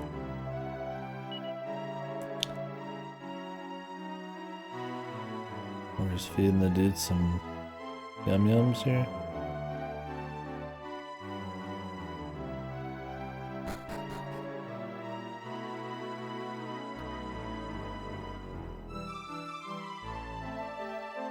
I just feel like it's so laughably shitty. It's hard to not joke about it. You know? Like, just joking about the work itself. Like, whatever on Miracle Moon. Like I said, he seems kind of like he doesn't like criticism at all. But just the fucking VNs themselves, man. I don't know. It would be a miracle if the third one was like mediocre even.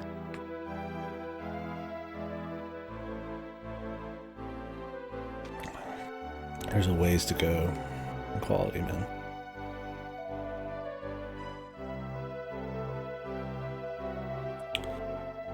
Yeah, that's the problem with like the echo chambers in a lot of these discords and shit.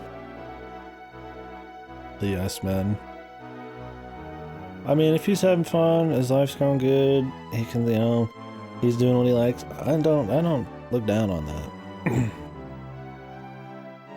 But I'm not gonna say that because he's some cool dude, he's got good friends, doesn't mean that means his work. I have to say it's good, right? I mean, it's just like, it's shit VNs, but whatever, dude. If he doesn't care, then whatever. But if he wants like his shit to be good, then yeah, he should probably stop getting sucked by yes men. But there's obvious criticism. Or is he only talking about criticism he finds in like review sites that aren't like attached to him in any way? Like Steam or something, or VNDB. I'm guessing nobody criticizes him in his Discord. I mean, who would criticize somebody in their Discord, I guess, really? If you're going out of your way to join their Discord, you probably like them. You guys can criticize me. Don't be yes men. What can you guys be yes men with, though, right? I mean, you'd have to agree with like everything I say. But I don't really have that many hot opinions, probably. Okay, I mean, it makes sense there wouldn't be. Damn, that's not criticism, that's just fucking stupid.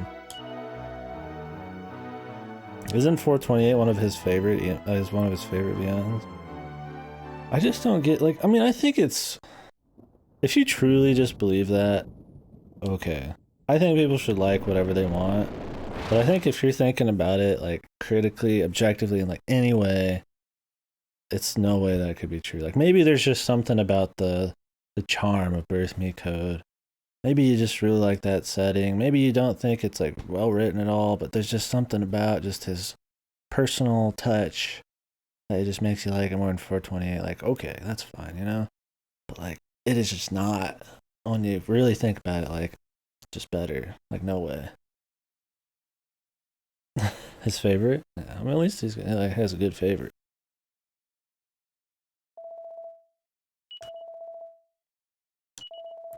Why didn't he just copy 428 then? He's gonna copy something. I guess 428 would be harder to write. Just stealing 999 or Zero Escape is just probably a lot easier. You could just literally just like look at the formula and just make changes and then put a bunch of exposition at the end. I'm not saying it's that easy. Writing's obviously not that easy, but I mean, 428's a lot of different characters and they're all mixing and there's not really like a death game or anything. It's just kind of this big flowing thing happening, I imagine. There's not much of a framework to work off if you're gonna copy it. Oh, after writing it, well, maybe we're gonna have Birth Me or 428 as code next.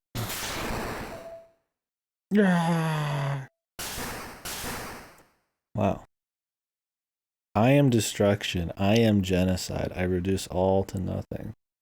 Is that the most metal thing you've heard this year? In Dragon Quest, too.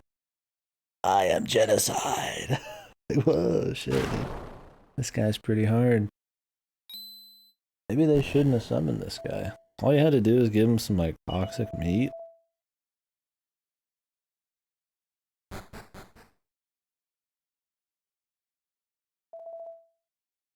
This is a disaster. No shit. Yeah. At least they don't make it very hard to really understand the moral alignments of the creatures and enemies in this. When the dude rolls out and says, "I am genocide," chances are he's not gonna have a touching backstory to go with you to make you waver on your stance on whether he's good or bad. That was the most like evil hard thing I've seen anybody like say. I've seen like crazier acts. Although this is up there. Like that one burning village of that princess is in like 2 or 3 was pretty heavy. But these dudes are straight up getting like smited and burning all that. Am I gonna be okay?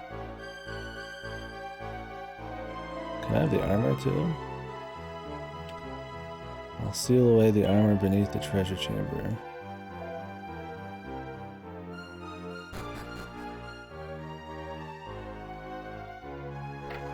We're just following him.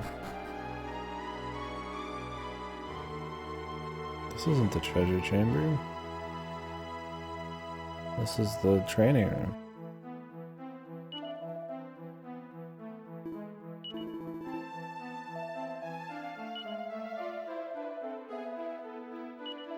A pickaxe. How specific.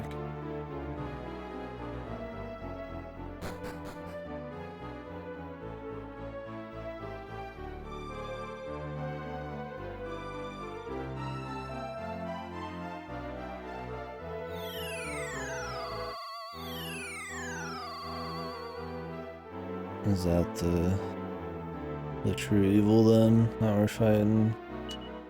This random dude that the humans summon because they're stupid. That these people summon. Wonder if you could skip that whole thing.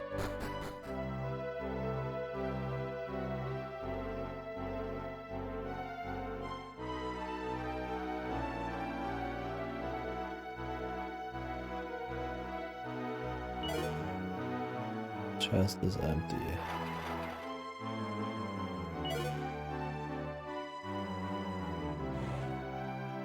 Oh. Deeper.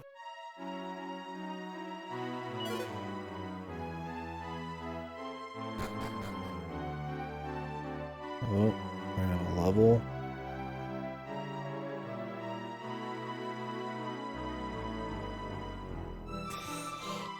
Yeah, I think it's okay to breathe this in. Oh, this is the captain.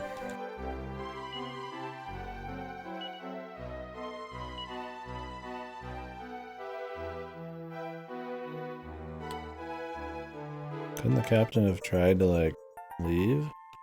Or did he get... I mean, he was bleeding. Did, like, the guy not just smite him like everybody else? Did he come down and, like, bleed him? I thought he was hiding it from him. So how did he die?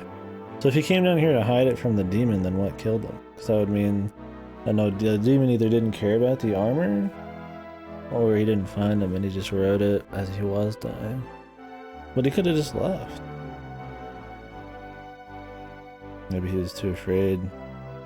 But then he died anyway, so what's the point of being afraid if you're just dead either way? I mean... Whatever, man. Why are we trying to make sense of a fucking Dragon Quest plot point?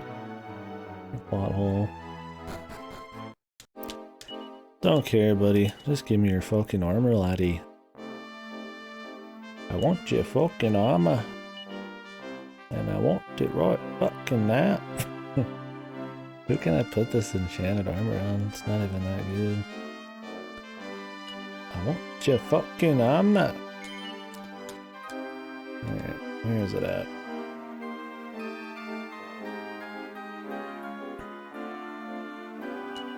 Do we put it in here? The armor of Orgo. Ooh, Orgo.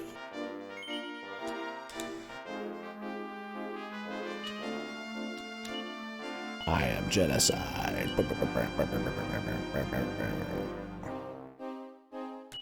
Oh, buddy.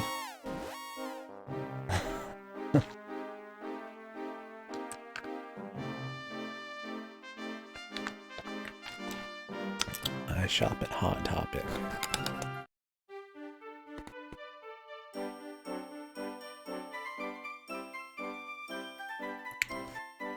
I've shopped at Hot Topic. I used to have some game shit in the past. If I buy any clothes like that nowadays, I just get it online.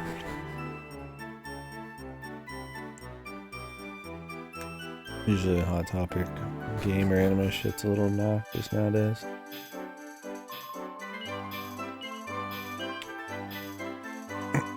And I'm spent.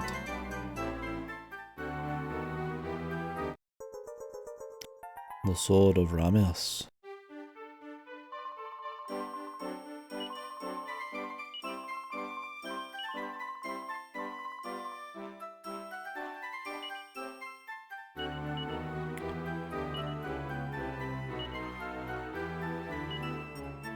Cool sword, man.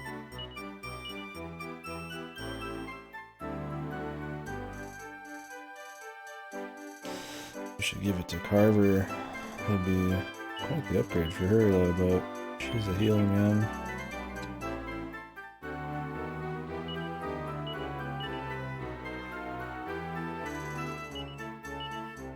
There you go, Gawain.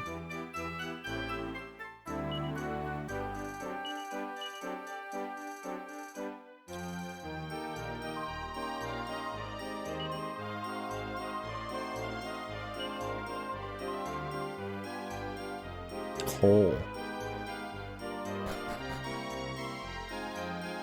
Cole.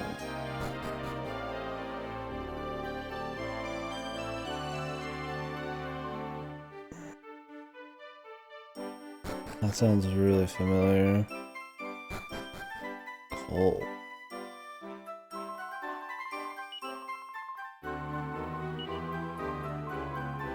Isn't there a guy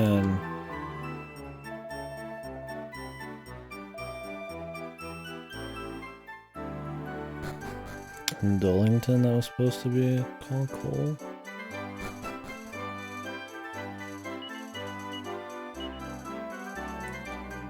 Oh, whatever. We need to unlock flying before I mess with a lot of that.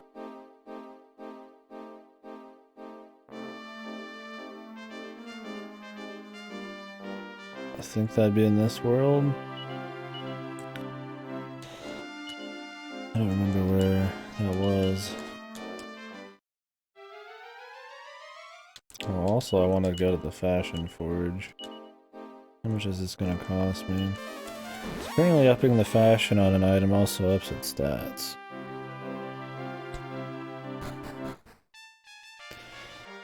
Just like a raw upgrade system for cash.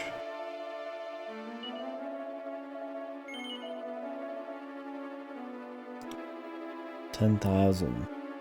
Okay. Now, I don't know if that works with armor, if it's just the weapons. I'm gonna go ahead and find out here. Pick up me money. Me money!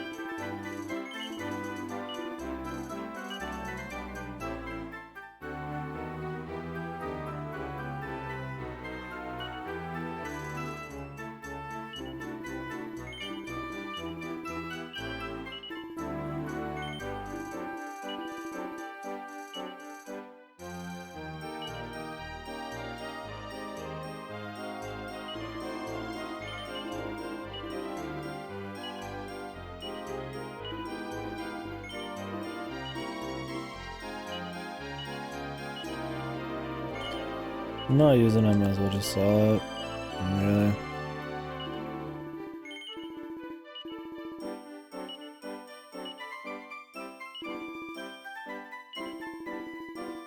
2 used pairs of boxers. Coming right up, Capitan.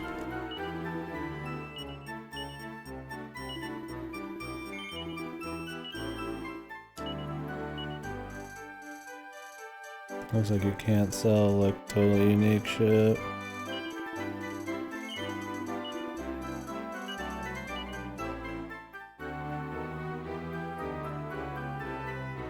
Which is good.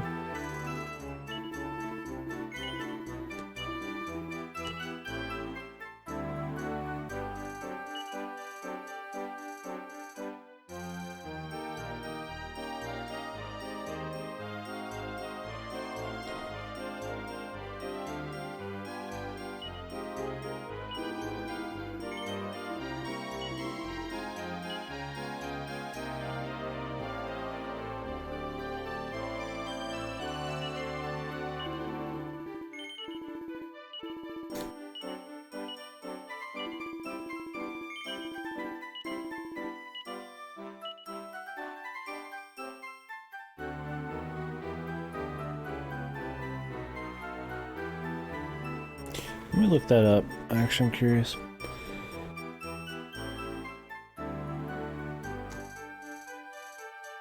Does it upgrade your...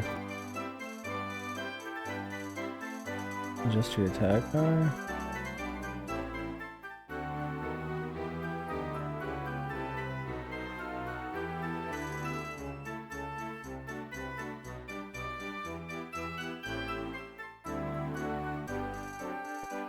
Which items? It says some items can receive physical, like stat upgrades.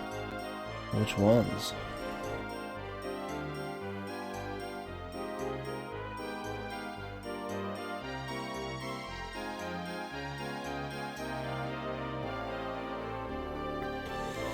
So Ogre Shield, Armor of Orgo, Helm of Sabbath, and the Sword of Ramias get upgrades? Okay. Well then we definitely want to do that. I probably got enough money right now, actually. Liquidating my merch there. Got me a lot of money.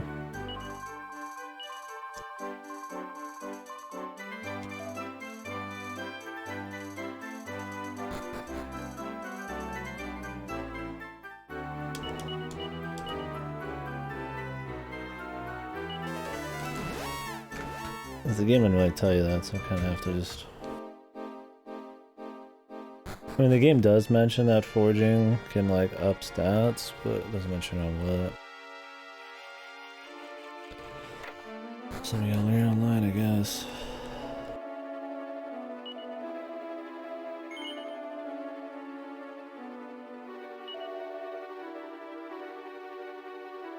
The Ogre Shield. Must not be this, then.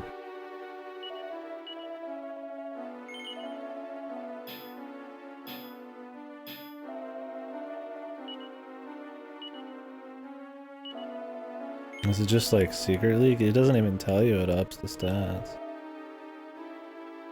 You can up it again.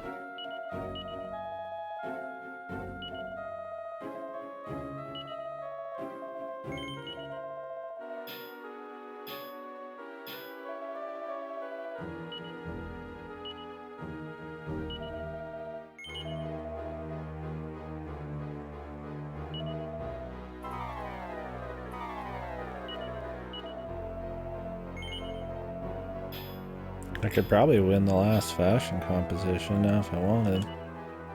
Might do that. Maybe I have to fully upgrade these. I actually need to sell some more shit.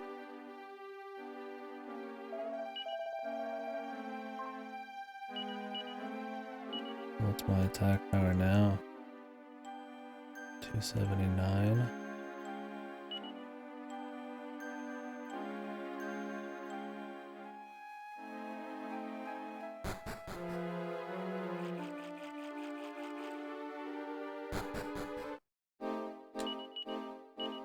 Coal though. Coal.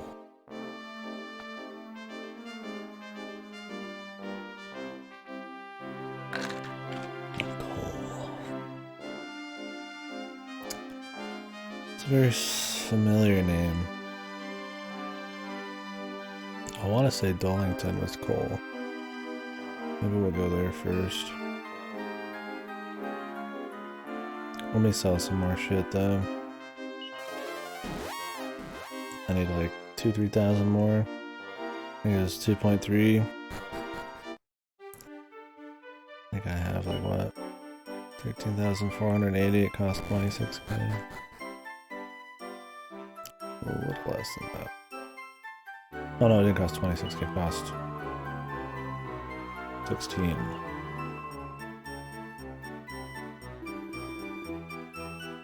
Only like 2,520 or some shit.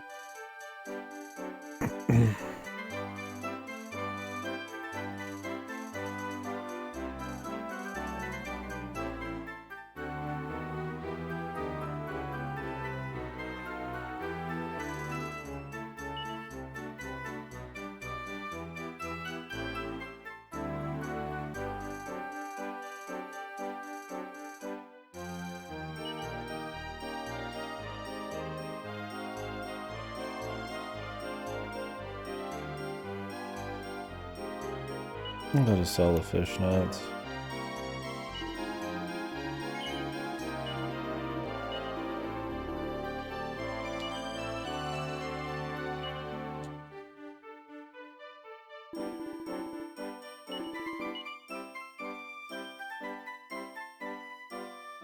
I can sell the magma stuff.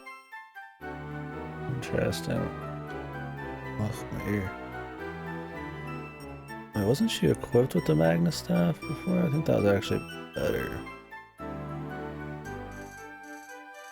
Shower earlier. I got a lot of water in my fucking ear from it. I was scrubbing the fuck out of my hair on the outside. Land fuck. Yeah, this is a little better.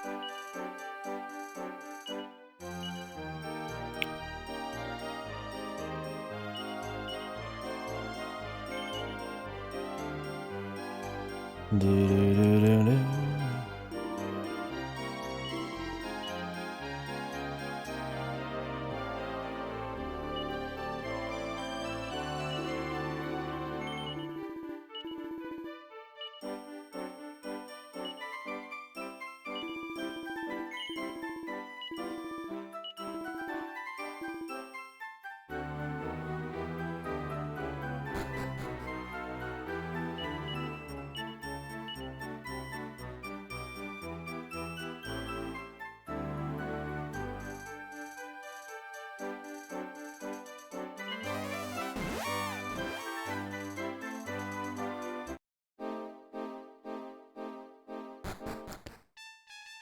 I wonder if I could win the fashion contest without being a dancer right now.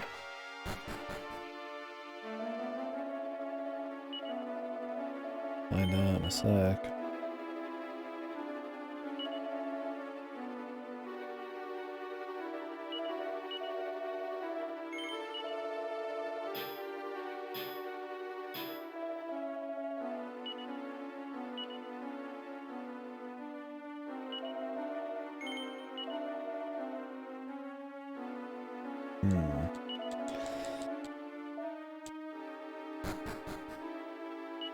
I'm at 297 right now.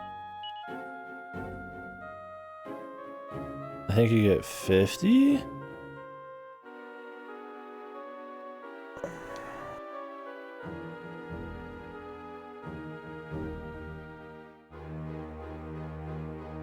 For the set? 50 or 60? Maybe I'll go be a dancer real quick. Because I don't care about the happy hat, but it wouldn't be the worst thing. And just to see what happens. But I also want to go see about this coal guy. Do that first.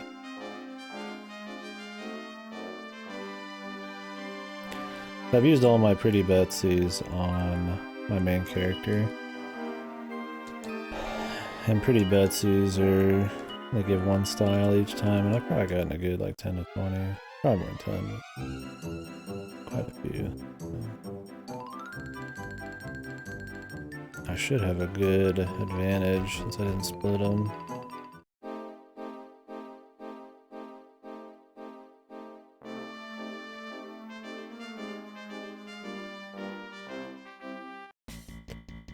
I'm pretty sure they mentioned coal here. Well, that's cool. That must just be a common thing with weapons in this game then. Where they have like an attack and then they have like a additional effect that goes off afterwards. That can switch to other people if you kill them with the first hit. I like that a lot. Like if we killed them with the first strike there, the explosion would go to the other guy.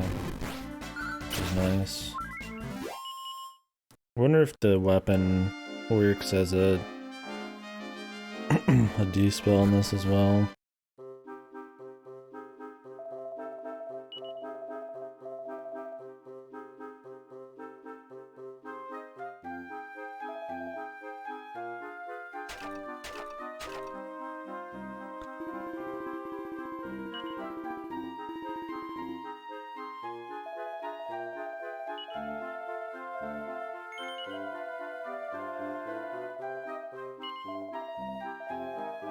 There's wine.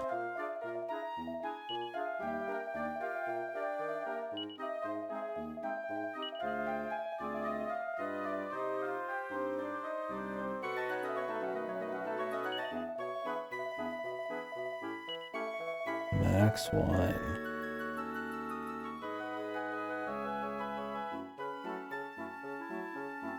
Coal though.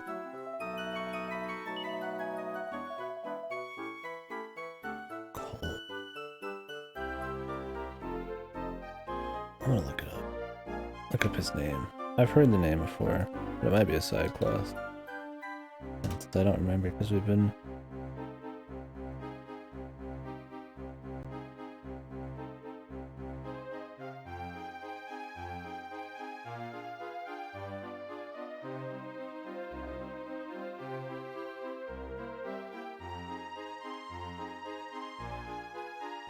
Oh, really?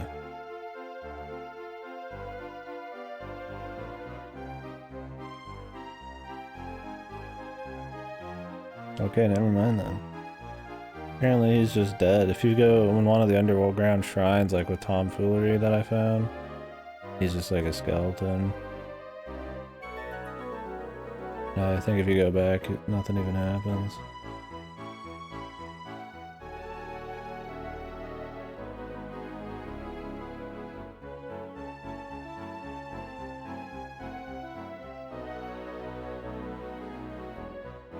Interesting.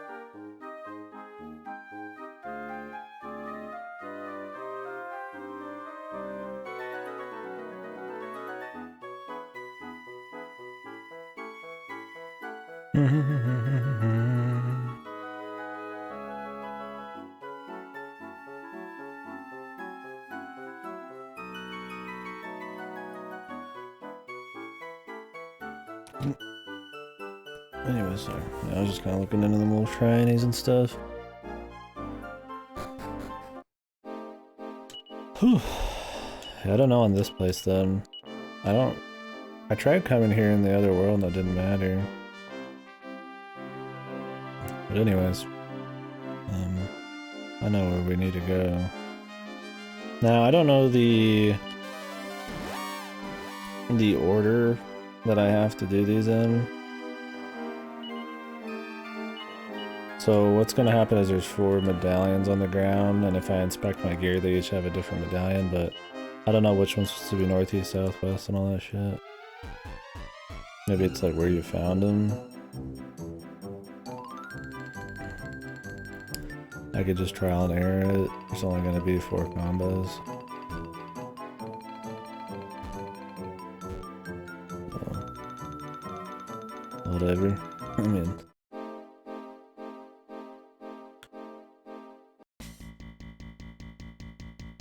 why they say 3 hours?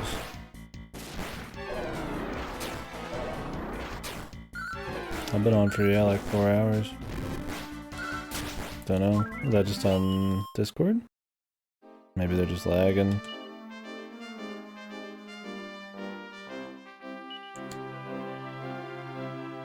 Oh, is this shrine over here? I'm trying to remember actually. It's around here somewhere.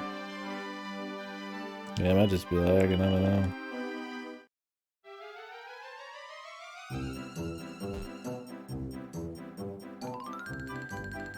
I really need my boat for this.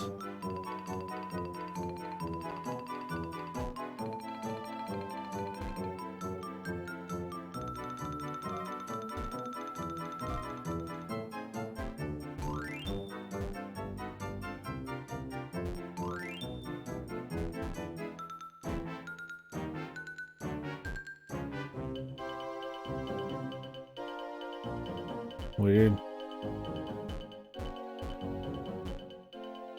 Yeah, I don't know on that, man.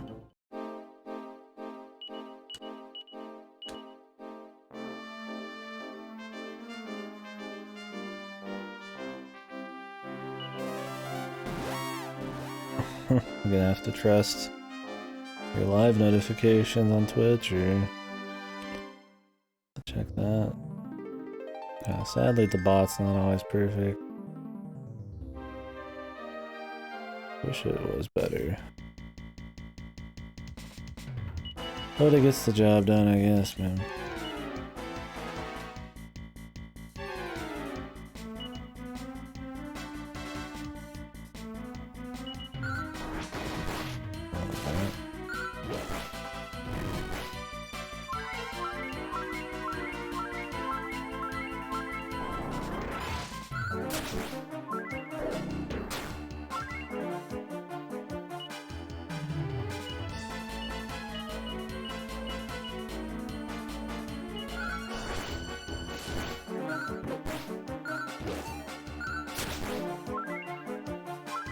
Yeah, I don't even have Twitch notifications. I don't even know if I have them turned on. It might tell me when people are on when I'm watching other streams, but I mean, I should just check my followers list. Or the bot.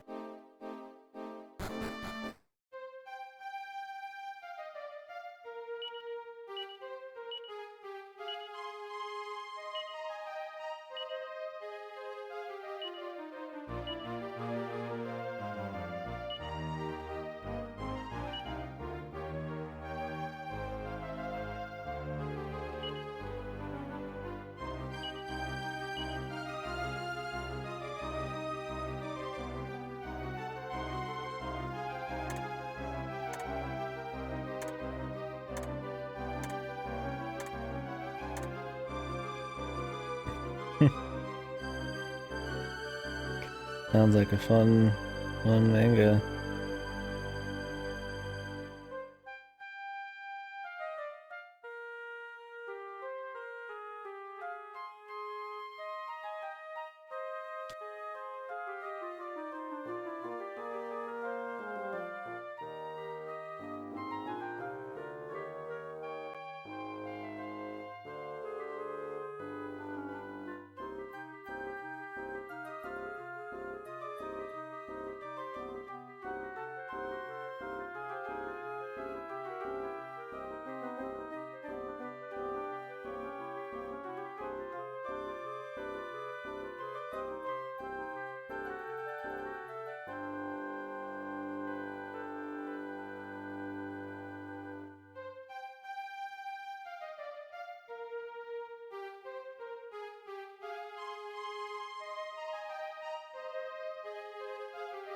You gonna read it?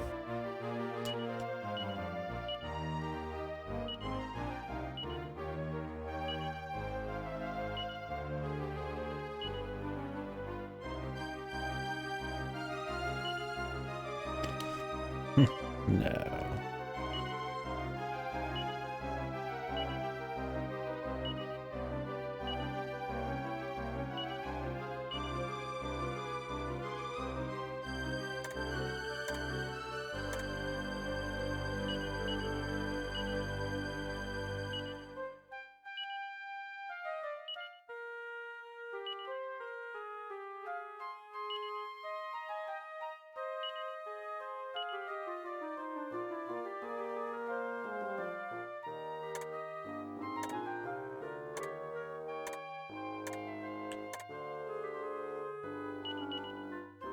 Wouldn't it technically be easy for anybody to get to the special Zenithia thing?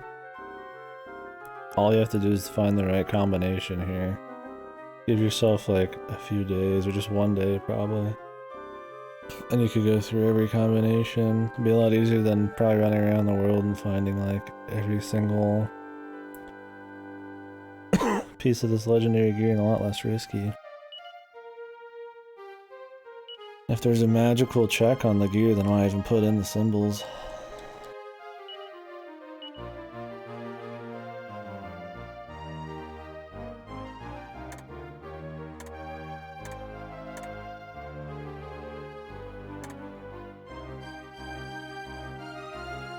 There must be an order then.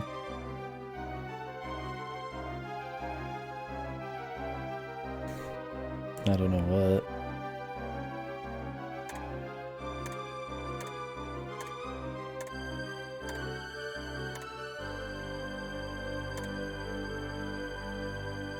There we go.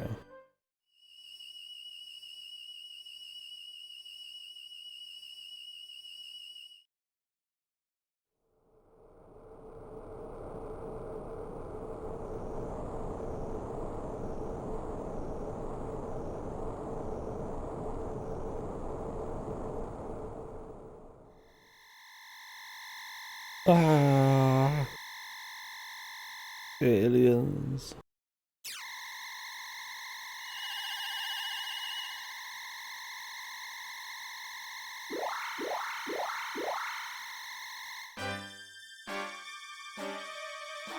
What? I gotta fight the Citadel. Hello? You'll fight the very walls of this castle, laddie. Storm's Gate.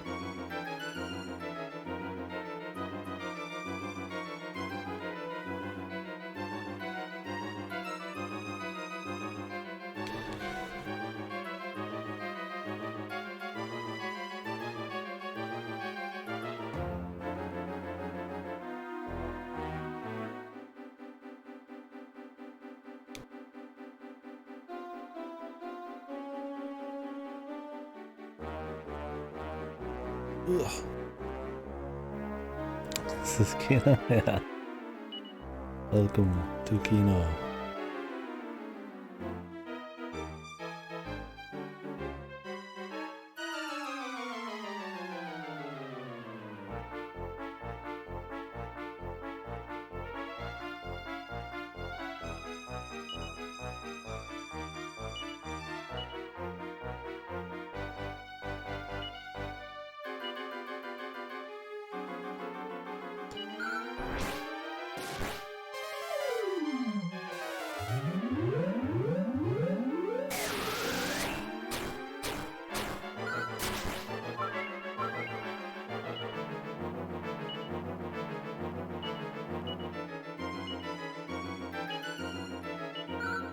Another enemy we can't use.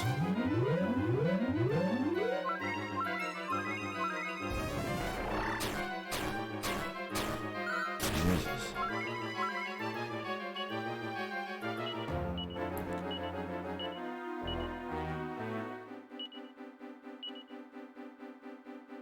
Leveling up skills in East 8?